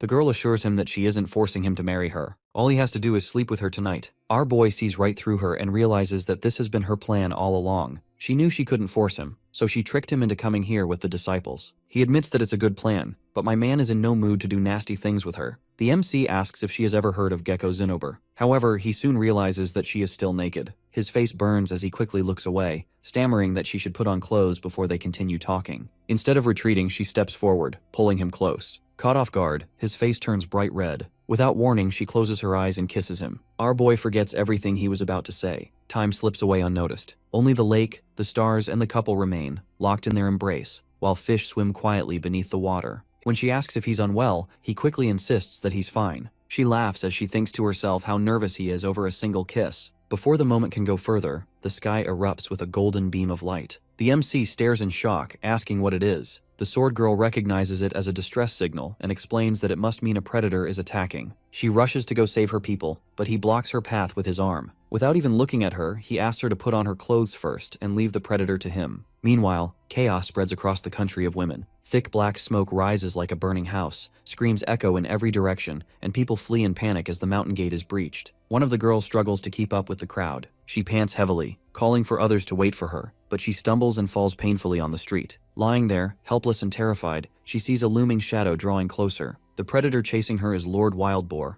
and it's a devil-level predator. Tan trembles on the ground, begging it not to come closer, but the pig ignores her pleas, lowering its face near hers and mentions that she has a good figure. The boar stares at her with a freaky look on his face and asks if she would like to be his wife. The girl is so afraid that she can't even talk. The pig takes this as a yes and grows more excited, but suddenly a brilliant purple beam shoots down from the sky. It strikes its tongue, making it howl in agony. When it looks again, it realizes there is now a gaping hole pierced through the middle of its tongue. Our boy looks at him with a cold expression, and mocks that even pigs nowadays seem to know about marriage. He positions himself in front of the trembling girl, telling her not to be afraid, and promising to deal with the pig. She finally recognizes him, stunned that the man who saved her is the same lecher their leader once captured. Furious, the pig lifts its mace, bellowing that no brat can meddle in its business. It slams the weapon down with violent force, cursing and roaring that anyone who dares block its way must die. Blow after blow shakes the ground, dust rising in clouds. When it finally stops to look, only deep craters remain, and the MC is nowhere in sight. Convinced it has crushed him to death, the pig laughs, boasting that this is what happens when humans defy it. It points to the girl again, declaring that not only she but every young girl will belong to him. His delusions are soon shattered when our boy gets back up and punches the shit out of him again. In an instant, its massive head snaps off and its giant body collapses to the ground. Despite being 10 times smaller, the MC stands tall on the pig's corpse. The girl watches him in awe as this pig had killed more than a dozen gatekeepers, yet he destroyed it with one punch. He quickly turns to her, asking if she is hurt. She studies him curiously, saying he doesn't seem like the bad man their leader claimed. She wants to know who he really is. He smiles with confidence and introduces himself as Xiao Bai, a newly promoted celestial guard. Hearing his name, she cries out in joy, realizing he is the one who defeated the director. Her cheeks flush, her whole face glowing as if she has met a hero. Meanwhile, our boy awkwardly stares at her since he has no idea why she is reacting this way. The MC assesses the destruction seriously, noting that the night is far from over. Turns out that hundreds of predators are attacking the state.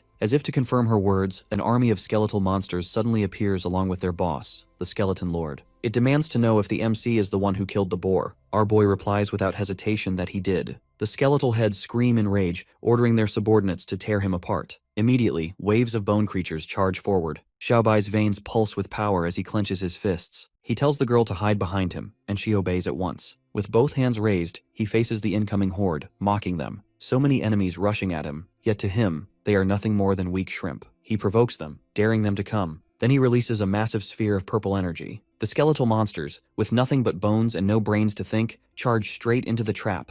The attack sweeps over them, burning everything to ash. The skeleton is struck down as well, barely holding himself up, trembling in pain. A long path of destruction lies before him, everything incinerated except a single corpse. Our boy looks at the aftermath of the explosion and wonders if he went a bit overboard. Even the girl is worried and says that he might have to pay for the damages. Meanwhile, on a mountain near the country, a cloaked figure observes. The mysterious declares that their intelligence was right since infinite darkness is really here. Behind him, a beautiful woman with a seductive aura speaks. She is Zhang Tianyu, one of the 5 killing rulers. Resting her hand on her hip, she asks if she should capture the man now. The old man shakes his head, telling her that it's not time yet. She teases him, saying he's calm only because of Yumo. His expression hardens as he warns her not to underestimate that woman. By the age of 18, she became the leader of the sect and dominated the country. In his eyes, her skill matches even the strongest swordsman from Star City, and when it comes to courage and spirit, she is unmatched. Meanwhile, predators continue to wreak havoc across the state. As they charge forward, destroying everything, they suddenly notice a woman standing in their path. It's none other than the Sword Princess. She looks around at her fallen citizens and announces that, as a guard of the state, she will kill them all. The predators laugh at her threat. One, known as the Golden Saber Lord, hefts a massive blade and mocks her. With tens of thousands of brothers behind him, he asks her if she really thinks she can take them down.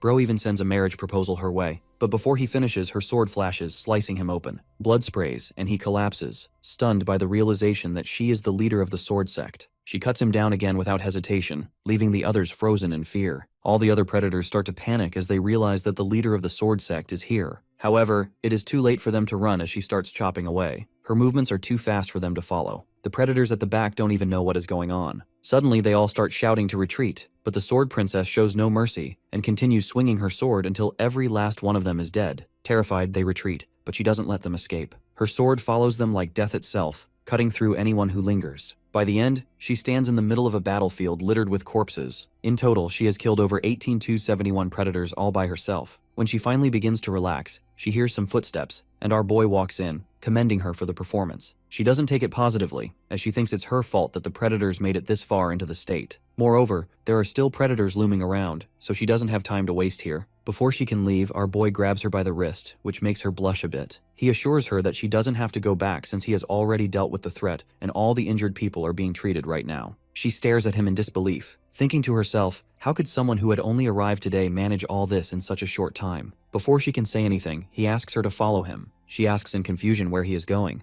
Our boy looks back with a cold expression and tells her that they are going to destroy the predators in their own home. She insists she can't leave yet. As the leader of the state of women, she has a duty to her disciples and can't just abandon the mountain without settling things. Before she can finish, he cuts in. He knows what she's worried about. First, she fears that if she leaves with him, the country will be open to attack. Second, she's not sure how they can even find the predators' hideout in such rough terrain. Her cheeks flush because he's exactly right. For a moment, she wonders if he can read minds. But he laughs softly, explaining that it was easy to guess. He says her desire to protect the country isn't wrong, but sometimes you gotta risk it for the biscuit. Puzzled, she frowns, not remembering any of her elders teaching that. Then, lifting 4 fingers, he promises to give her 4 reasons why she has to go with him. He first explains that the predator team has already failed and won't be back soon. Even if others try to take advantage of the chaos, her being in the country of women would be enough to scare them off. Second, he says both sides are weakened from the battle, and the enemy will think they're resting. If they strike now, the predators could be crushed before they recover. His reasoning gives her new ideas. Third, he reveals that he purposely spared a small monster earlier, and his clone has tracked it to their den. Fourth, he reminds her that while predators hunt in packs, they usually prey on weaker beings. Such a big attack is unusual, which means there has to be a deeper reason behind it. Finally, with a gentle smile, he leaves the choice to her. Still, he urges her to set aside her burdens for once and follow her heart,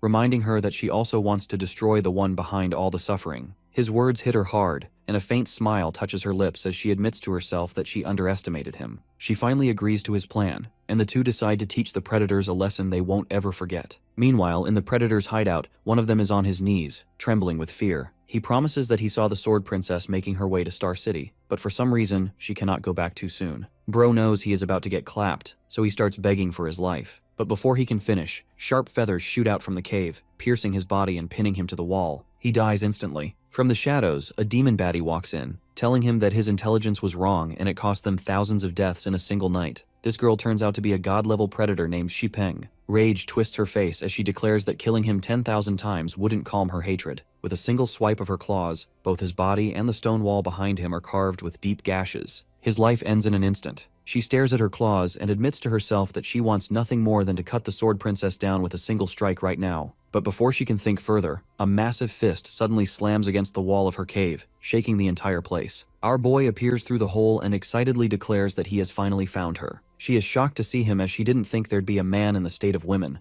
Glaring, she demands to know who he is and how he tracked her down in such a remote mountain. He only smiles, telling her not to be so tense since he was just leading the way, and there is someone else she needs to worry about. Before he can finish, a sword shoots forward from behind him like lightning, aimed straight at her. She reacts instantly, spreading her wings as a shield, but the blade still pierces one wing and throws her against the wall. This makes her panic, as she would have died if she hadn't put up her wings faster. Even so, she knows she can't lose face. Forcing down her fear, she shouts that they dare cause trouble in her domain and demands to know who they are. But our Sword Princess is in no mood for chit-chat. She simply announces her name, which fills the demon girl with rage since she also wanted to take revenge on her. Yumo coldly retorts that it's the other way around and immediately unleashes a devastating sword strike. The sword energy rips through the land, slicing an entire distant hill in half like it's nothing but jelly. The demon girl starts sweating as she witnesses her power and realizes that she can't fight her. Thinking instantly, she decides to take the battle to the sky since the sword princesses might not be able to use their full powers in the air. Moreover, she can also escape to her brother's place in order to retrieve the magic weapon and gather more predators. While she is busy dreaming, she feels a strange weight pushing her body down. Looking down, the girl notices our Gunner boy holding onto her for dear life. Furious, she curses him for sneaking up on her and demands he let go. He only replies with an innocent look, saying he has been there for a while. His grip only tightens as he mischievously presses closer and starts draining her energy using his infinite darkness ability. At once, she feels her strength fading, her body trembling with weakness and heat, unable to control herself. Unable to hold herself in the air, she crashes down through the forest, hitting the ground with an explosion that shakes the trees. When she opens her eyes again, she finds herself bound tightly against a large tree, too exhausted to move. Our boy watches her with a grin, clearly proud of his achievement. Yumo is a bit worried and admits that in all her years, she has never seen anyone tied in such a way, and wonders where he learned it. Our boy nervously scratches his head, saying he picked it up from television and that it isn't important. As he studies the bound woman, he realizes that although she is a god-level predator, her actual strength is no greater than Yin Yu's. Organizing such a large predator army on her own seems impossible, so he concludes she is nothing more than a pawn used by someone else. With confidence and pride, he declares himself skilled in interrogation and assures the others that they only need to watch. From what she's seen so far, the Sword Princess doesn't really believe this statement. Meanwhile, he continues slapping the girl, urging her to wake up and accusing her of pretending since he hasn't even drained all of her strength. She finally opens her eyes to see herself tied down and cries out in anger, demanding to know what he intends to do with her. He only grins wickedly and tells her not to worry. He insists that if she reveals who ordered the attack on the state of women, he will not make things difficult. She refuses stubbornly, sweating and insisting she will never betray her orders. He responds by slamming his palm against a tree and laughing darkly, telling her that all the girls he touches become limp. The Sword Princess is surprised hearing this, and wonders if this is an effect of the infinite darkness ability. She wishes he'd use it on her. When he leans closer, suggesting he has ways to make her talk, fear overtakes her. She starts crying and wonders if he is going to do bad things to her. Our boy doesn't make it easier for her, and makes the freakiest expression when asking her if she is ready. This is enough to break her, and she agrees to tell them everything. She confesses that a man in a black cloak gave her the protective charm. She has never seen his face and knows nothing of his true identity, but the weapon he offered was genuine. Tightly bound to the tree, she explains that by using fresh blood with the soul-bearing talisman, she could lure predators weaker than herself and then provoke them until they willingly served her. He frowns, asking if the attack on the state of women had also been that cloaked man's scheme. She protests, saying she was deceived by false information from the predator, which led her into the attack. Hearing all this, our boy realizes that the girl is being used by the man in black without even knowing it. Pressing further, he asks about the location of her magic weapon. She admits awkwardly that the talisman is on her body and, being tied, she can't move. So if he wants it, he will have to search for it himself. Suspicious, he scans her carefully, questioning where she could possibly hide it. She snaps angrily that she is bound and has no chance to play tricks. Whether he believes her is his choice. Yumo awkwardly tells him that even if the evocation banner is on her, it must be somewhere she thinks is the safest. By that she means between her melons. She reaches down the depths of heaven and grabs the banner. The MC looks at it with doubt, surprised that it's so small, and wonders if it might be fake. The demon girl insists it is real, explaining that though it appears tiny, once it touches blood, it will expand and reveal its true power. Our boy declares that the talisman is the final clue. Even if she has been used by others, the fact remains that she attacked the state of the country, so she has no plans of letting her go so soon. Until he understands the banner, he decides she will be escorted back to the state of women to face punishment in prison. Before he can act, the Sword Princess interrupts, asking if they can take her back tomorrow because she doesn't want to go home tonight. He is caught off guard by her sudden request, but eventually the two of them walk to the nearby lake and sit by the shore. He feels nervous, realizing this is the first time he is sitting alone with a girl in such a secluded place. Unsure how to ease the awkwardness, he searches for a topic. Yumo gently tucks her hair behind her ear and softly calls his name, thanking him for being by her side. She says she feels safe with him around. He blushes and mentions she doesn't need to thank him since he hasn't fulfilled his promise to avenge her people yet. She insists that he has already done well and expresses her gratitude. The girl starts dropping her lore and tells him that she became the leader when she was only 18. All the neighboring countries flourished, and only hers was left in ruins. The MC feels bad for her since she had to shoulder all that responsibility from a young age. She stretches her arms and says that she feels relieved for the first time in a while, and it's all thanks to him. Her words leave him stunned. Unsure if he heard right, he asks again,